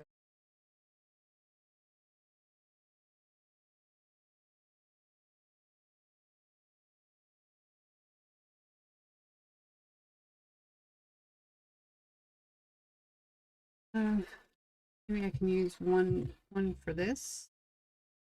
One.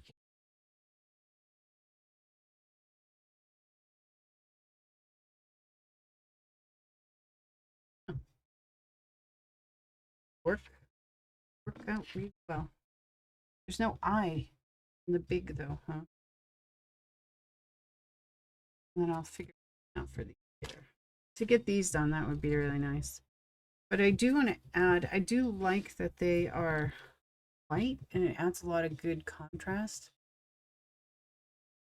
But it's a little too oh.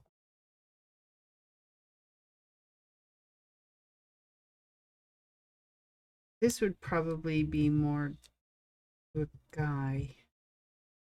I think I'll actually keep this white and then just raise it up. I'll have to cut so many pieces of foam tape and put it on the back here. So it'll be slightly raised. That. I think that's a better idea for this one. This one though, I think I want to emboss it and make it like really sparkly silver. That might look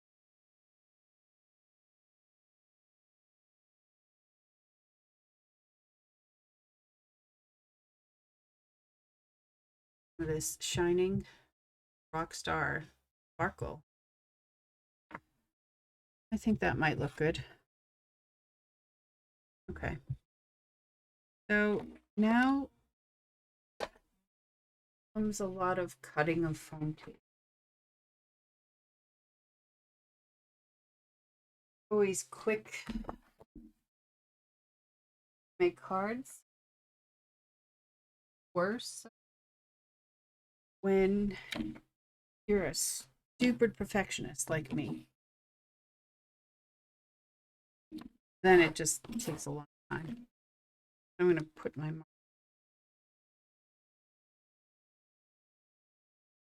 done.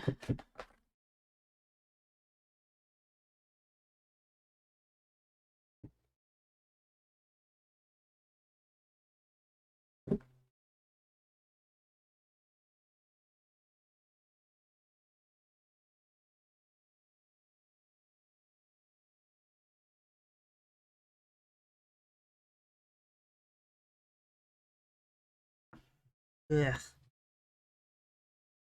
Really going to take a long time. That's okay.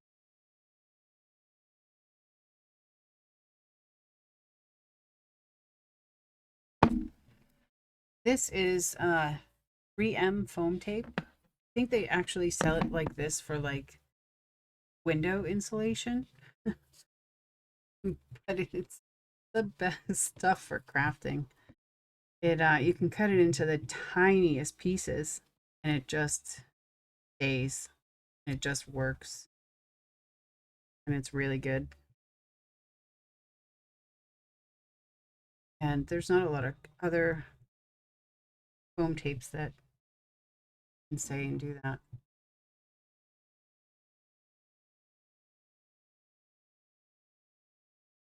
I mean, that thing is tiny. So small. Wonderful. I don't have to put it literally everywhere, but I need to put it enough so that it really stays on the card.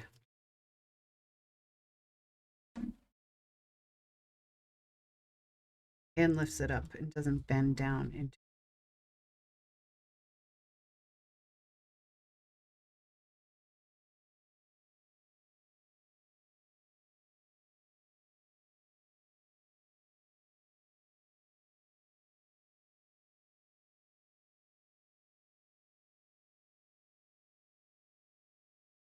You know, I'm insane.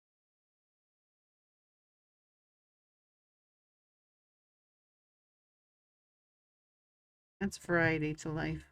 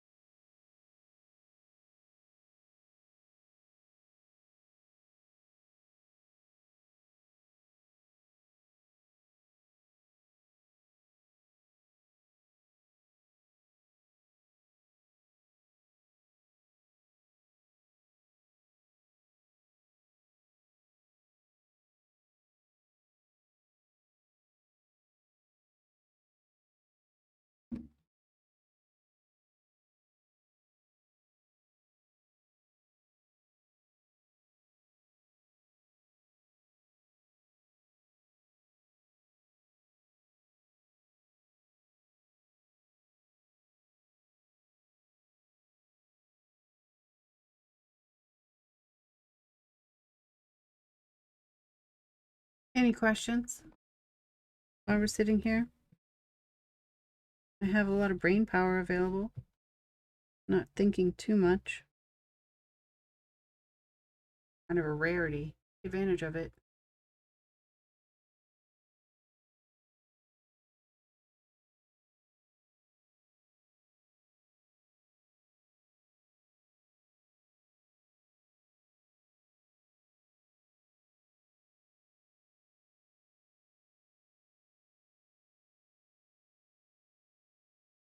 Mine needs even a smaller piece. And this is exactly why I love this shape. So tiny, and it just works.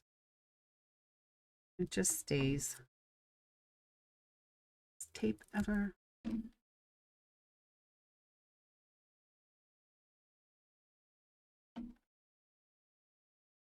think I'll do these 2 cards and then today lunchtime. I haven't eaten yet. I have more stuff to do before the littlest spawn comes home from school.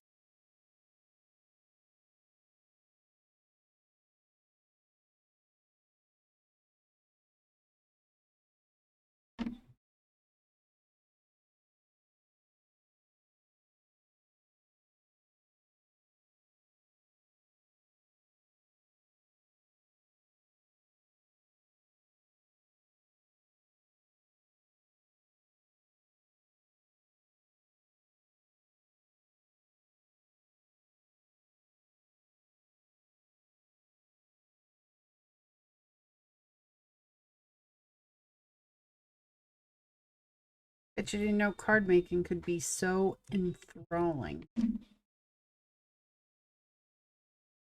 captivating, shocking even.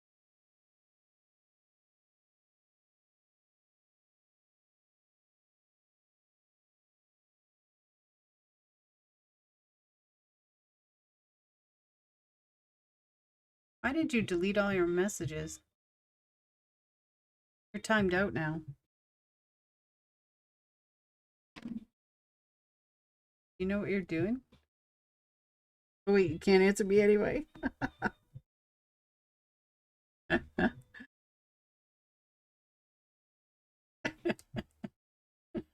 Professional streaming.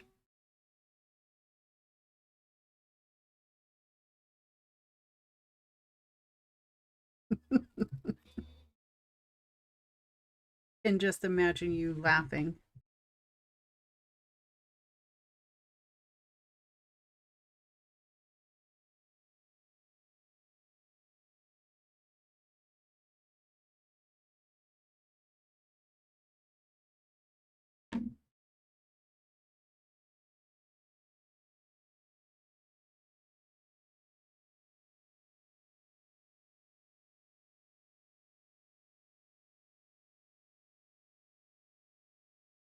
Almost done.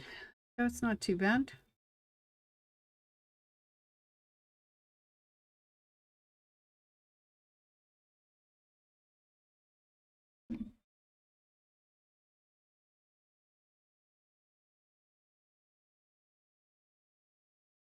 I wish I knew what you were doing though. 2 cents and a drive.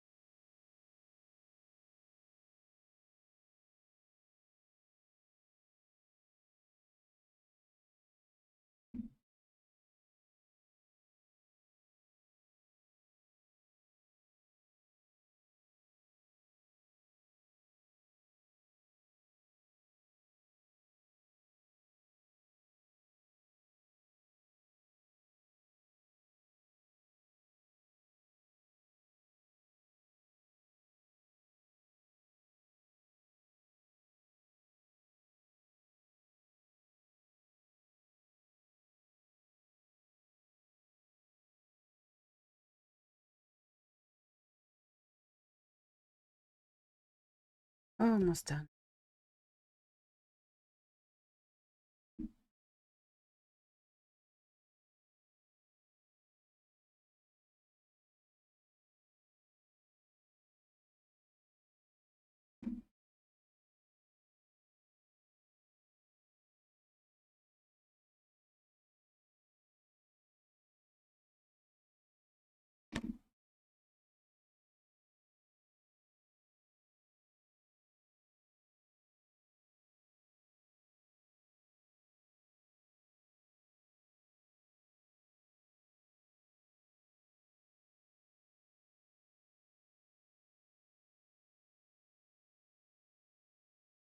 I think that will, no, almost do. Almost.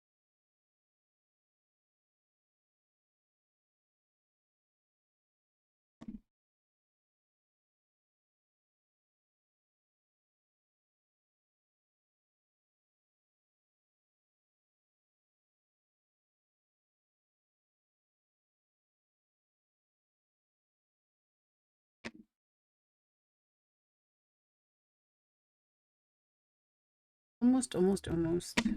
Um,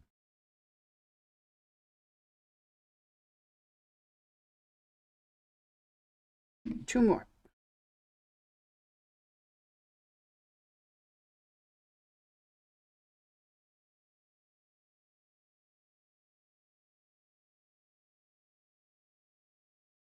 Ta-da!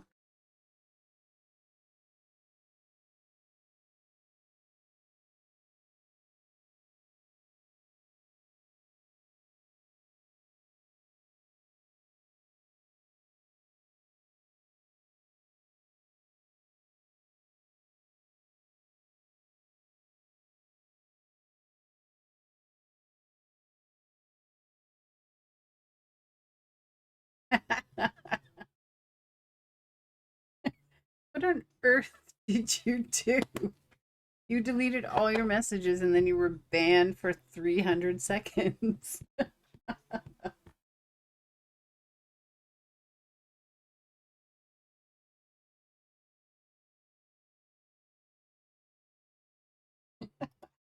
You just picture you sitting there laughing like, no, no, no, no, no, no, no, no.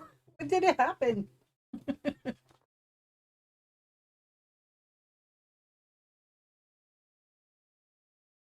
You are my moderator.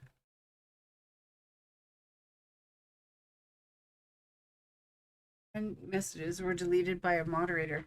But I don't have a, you're the moderator. I'm the moderator. I don't have a, wait. Oh, you know what? Maybe I did do something. I didn't do it now, but I was playing with the settings. Oh, oh, you're not? No, you're right, you're not. I don't know how. I don't know how. I don't know.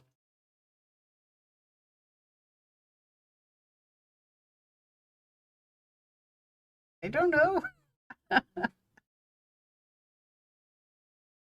I can't tell you. I don't know what happened. Maybe the automatic moderator thing. Maybe I put the settings too high for like spam. Maybe because you're the only one talking or writing anything, they think that you're spamming because it's just you. I don't know. I don't know how this stuff works. Stream elements. Okay, well, I can figure that out after. I don't know. Maybe I should type to you instead of talking to you.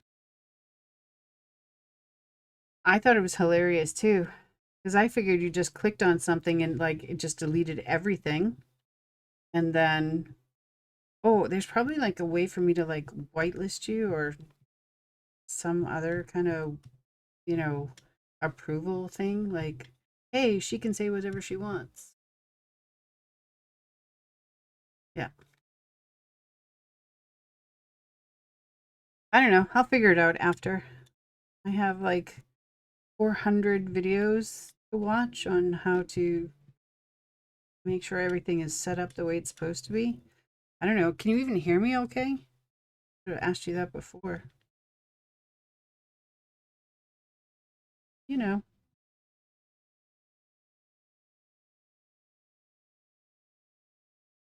If you get Banda though again for 300 seconds, I'm gonna laugh like hilariously. I'm probably gonna pee my pants and fall on the floor. Just saying.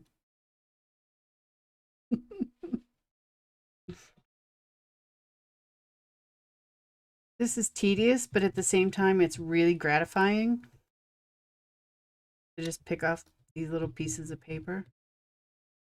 Um, I'm kind of weird in that I like doing ridiculously just stupid stuff like this. So, yeah.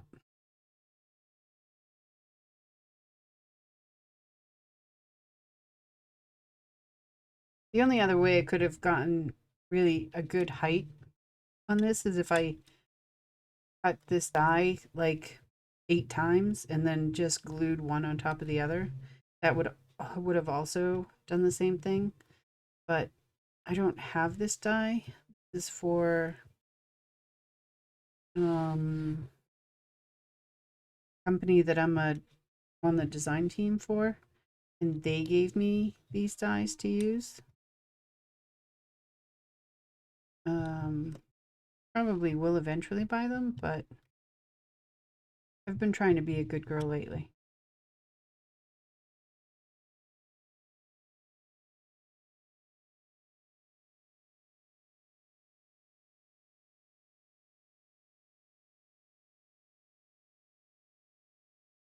Oh, I just took off some of the tape.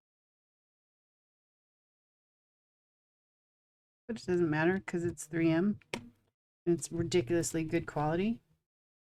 You can just stick it back there and nothing will go wrong.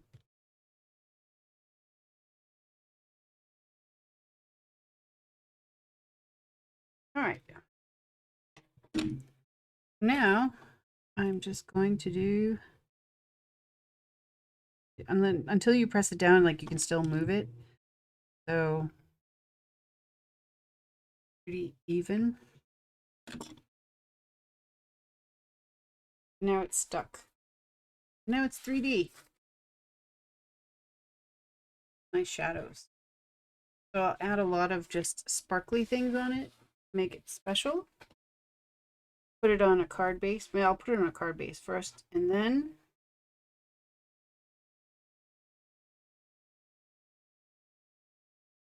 yeah, so much tape. What did I do with those card bases?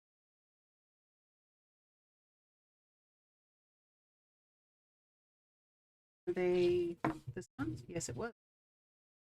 All right. Pro tip. When you're making a card, make sure you open the card so you know which way it opens. And then put the panel on there.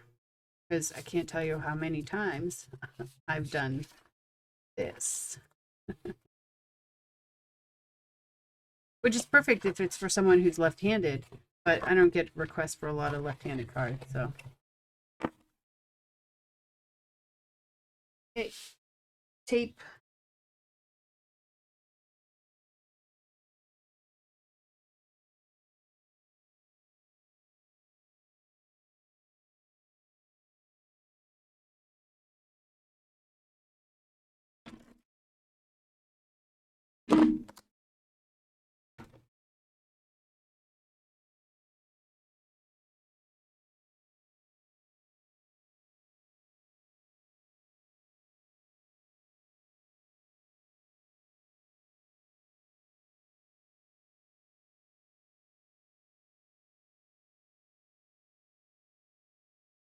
There's a little bit of overhang. And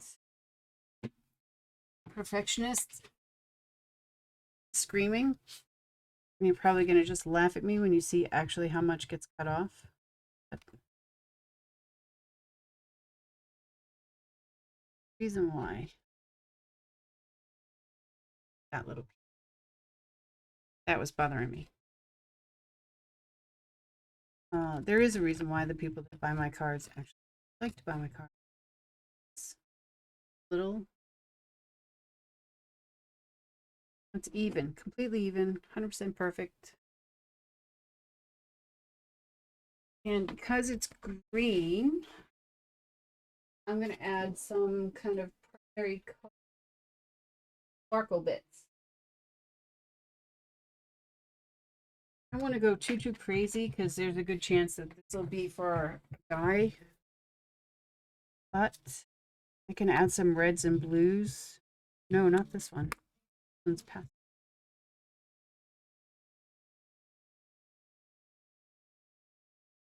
This one. I can add some like reds, blues, and kind of silver and stuff, and it should be fine.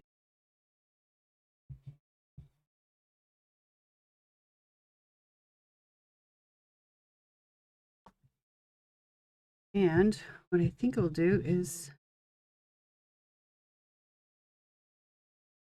one there, because that looks cute. Maybe I'll use a bigger one.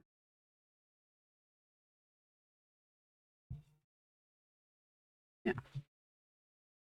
And then just throw random ones all over.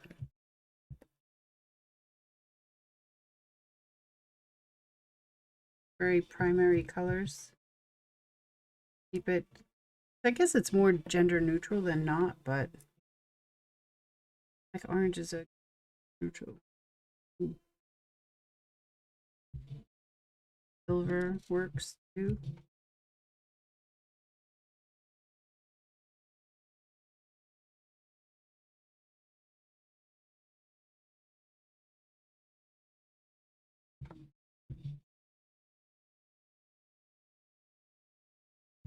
Again with my threes, right? I want a smaller silver.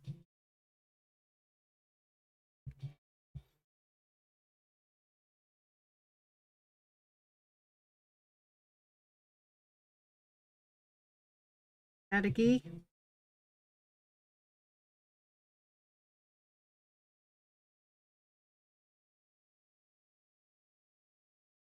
Something like that. I don't know if I like that though, but I kind of also do. I don't like that these are all small though.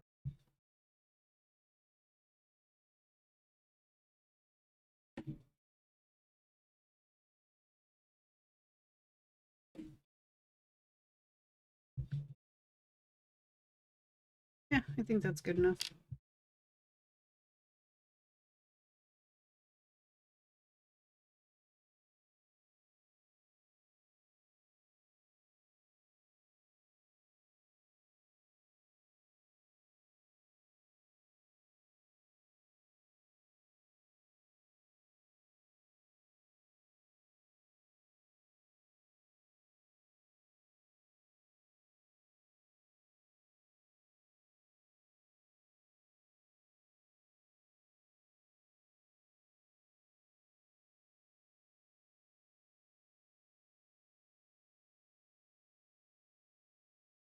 Hmm.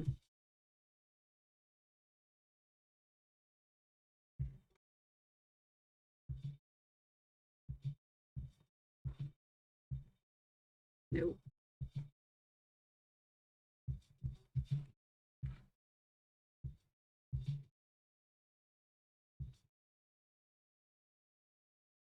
Better.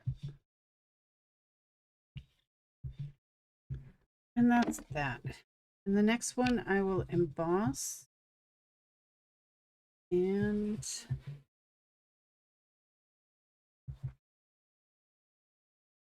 I don't think I'm going to put the foam tape though. I've had enough of the foam tape.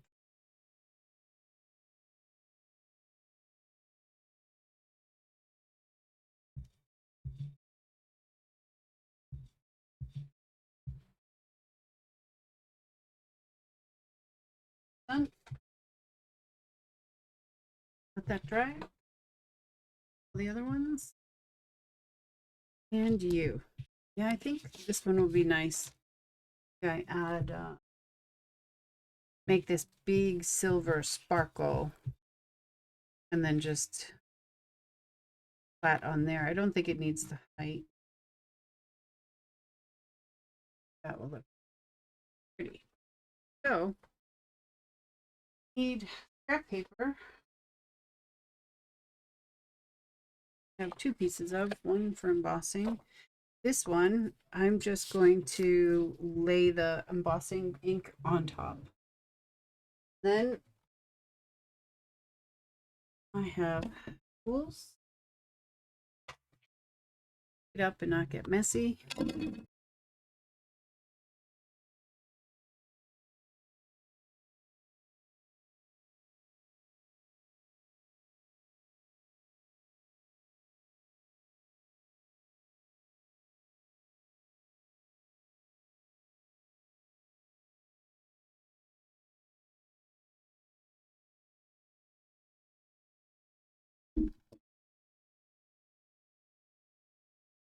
And hopefully that's enough. Now we'll take one. I'm gonna have to move this around a little bit so that the embossing powder gets all over it.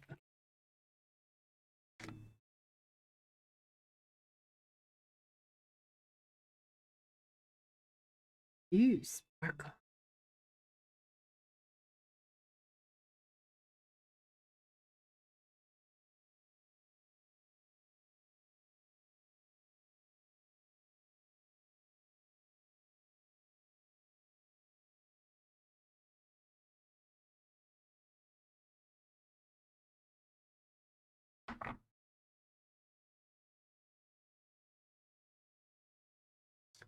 Mostly covered.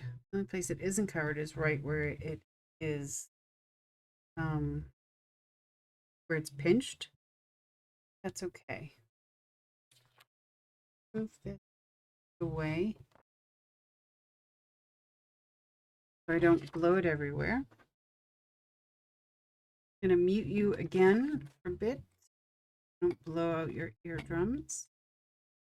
And I'll be right back.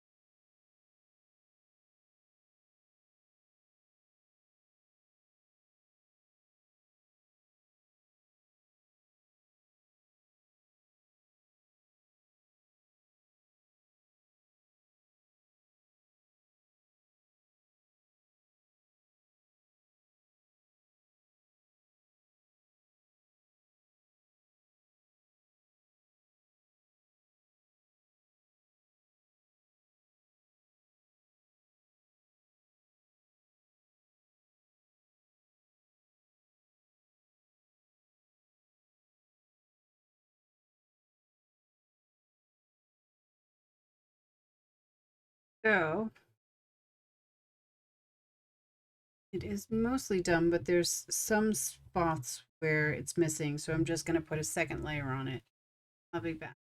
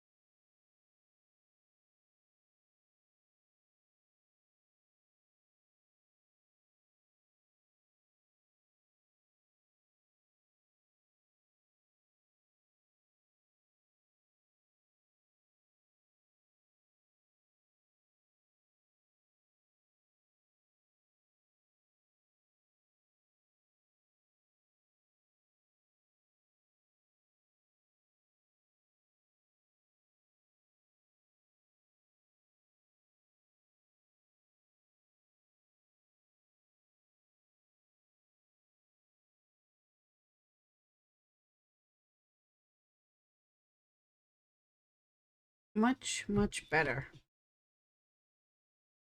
It's really hot, so I'm just gonna leave it for a second.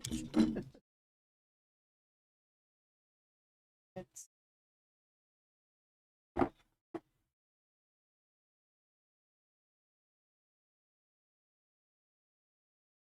all the powder that came off and escaped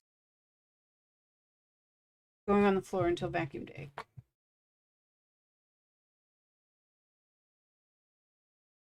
It's still really hot.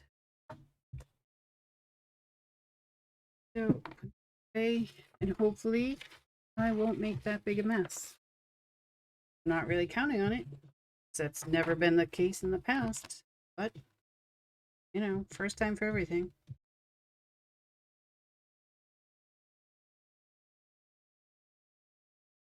Eh, actually, not that big a mess. Just a little mess. That's good. Bonus.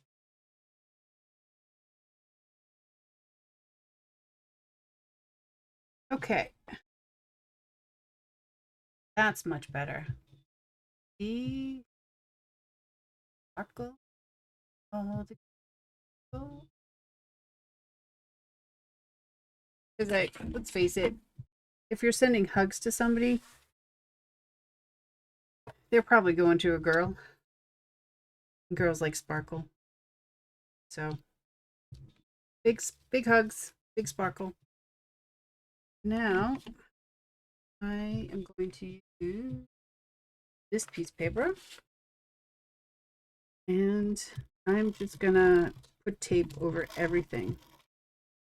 I really want this to not come off.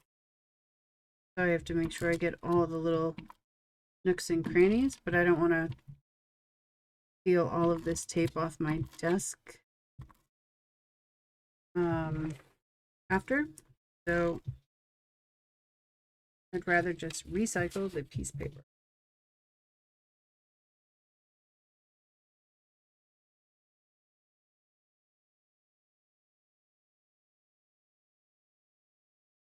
So just like that.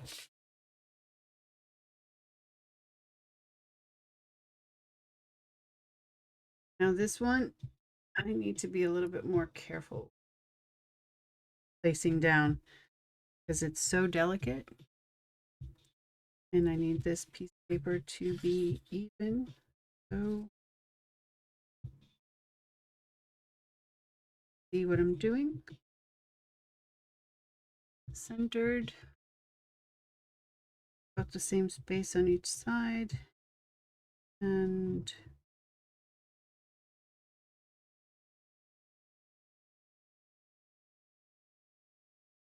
my eye seems a bit crooked. And it's probably from heat embossing it. I'm going to slide it over. And then stick it down really quick. Sending big hugs. And I think I'll put a little bit of one tiny piece of bling in the center for the eye.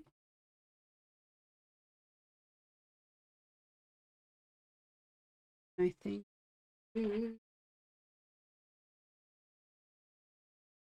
I will use silver.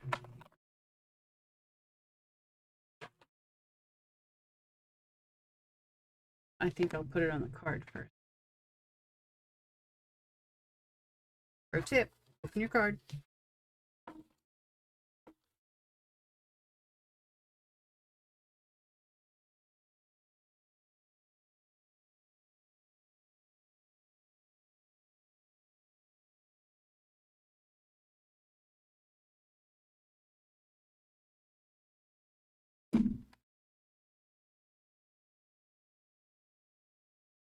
Ah, see? Love this tape.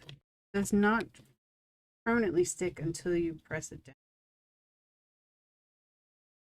Is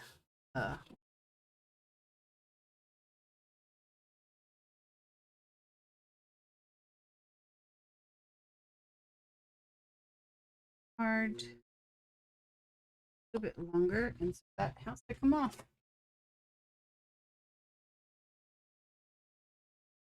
Has to come off. Don't try this at home. Professionals at work here. That little piece.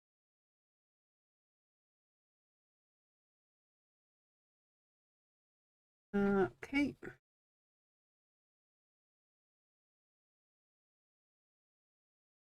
Now this panel could not come off. Oh, look at that. Bring it over a little bit. Hold on.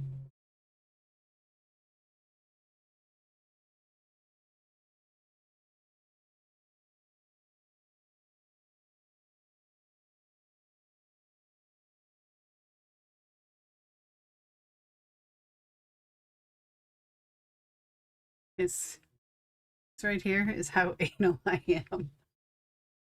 Such a perfectionist sometimes.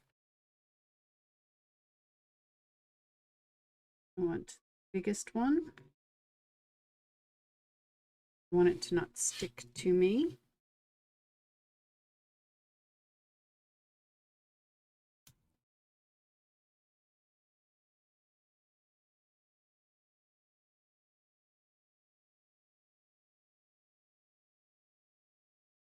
What do you think? Look good with an eye? With the dotted eye? I think so.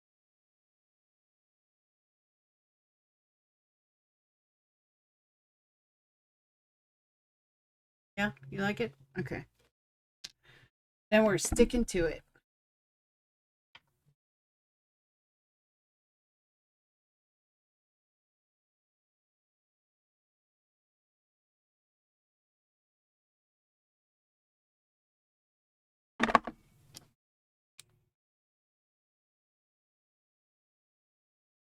We are done. All of these need just a little bit more time to dry, but I am going to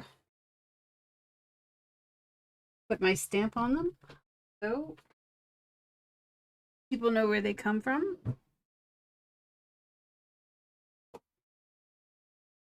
And where they can get more if they want it.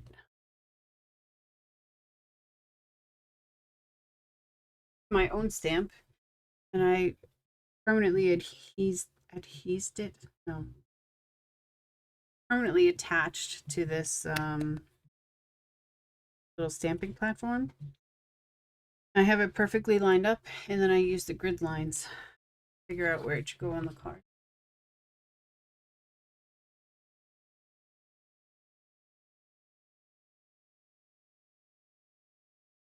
There it is.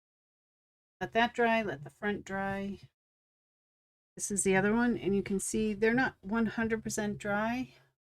They're just nice, clear. Fine.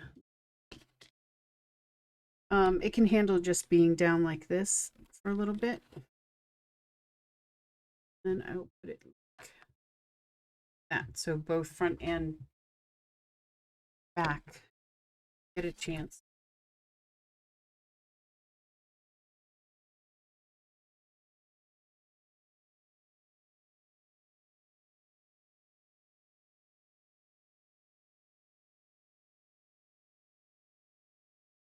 And that's it. 2 more cards. And then I'll lay them out.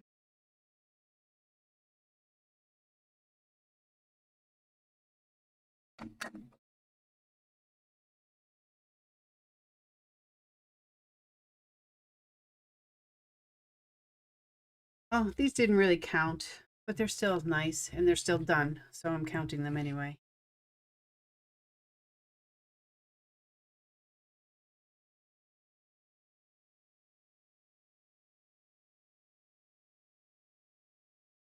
There we go. Not bad for a 2.5-hour session. So I'm going to call it a day there.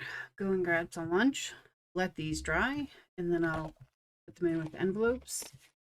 And that's it for me for today. I might possibly be back Friday, but it depends on whether or not I'm Minecrafting with a beautiful friend of mine. If we're not, then I will probably stream for a little bit on Friday. I was thinking maybe coming in on Sunday afternoon for a couple of hours, but that is up in the air. So hopefully I'll see you. If not, have a great day and I'll catch you next time. Thanks. Bye.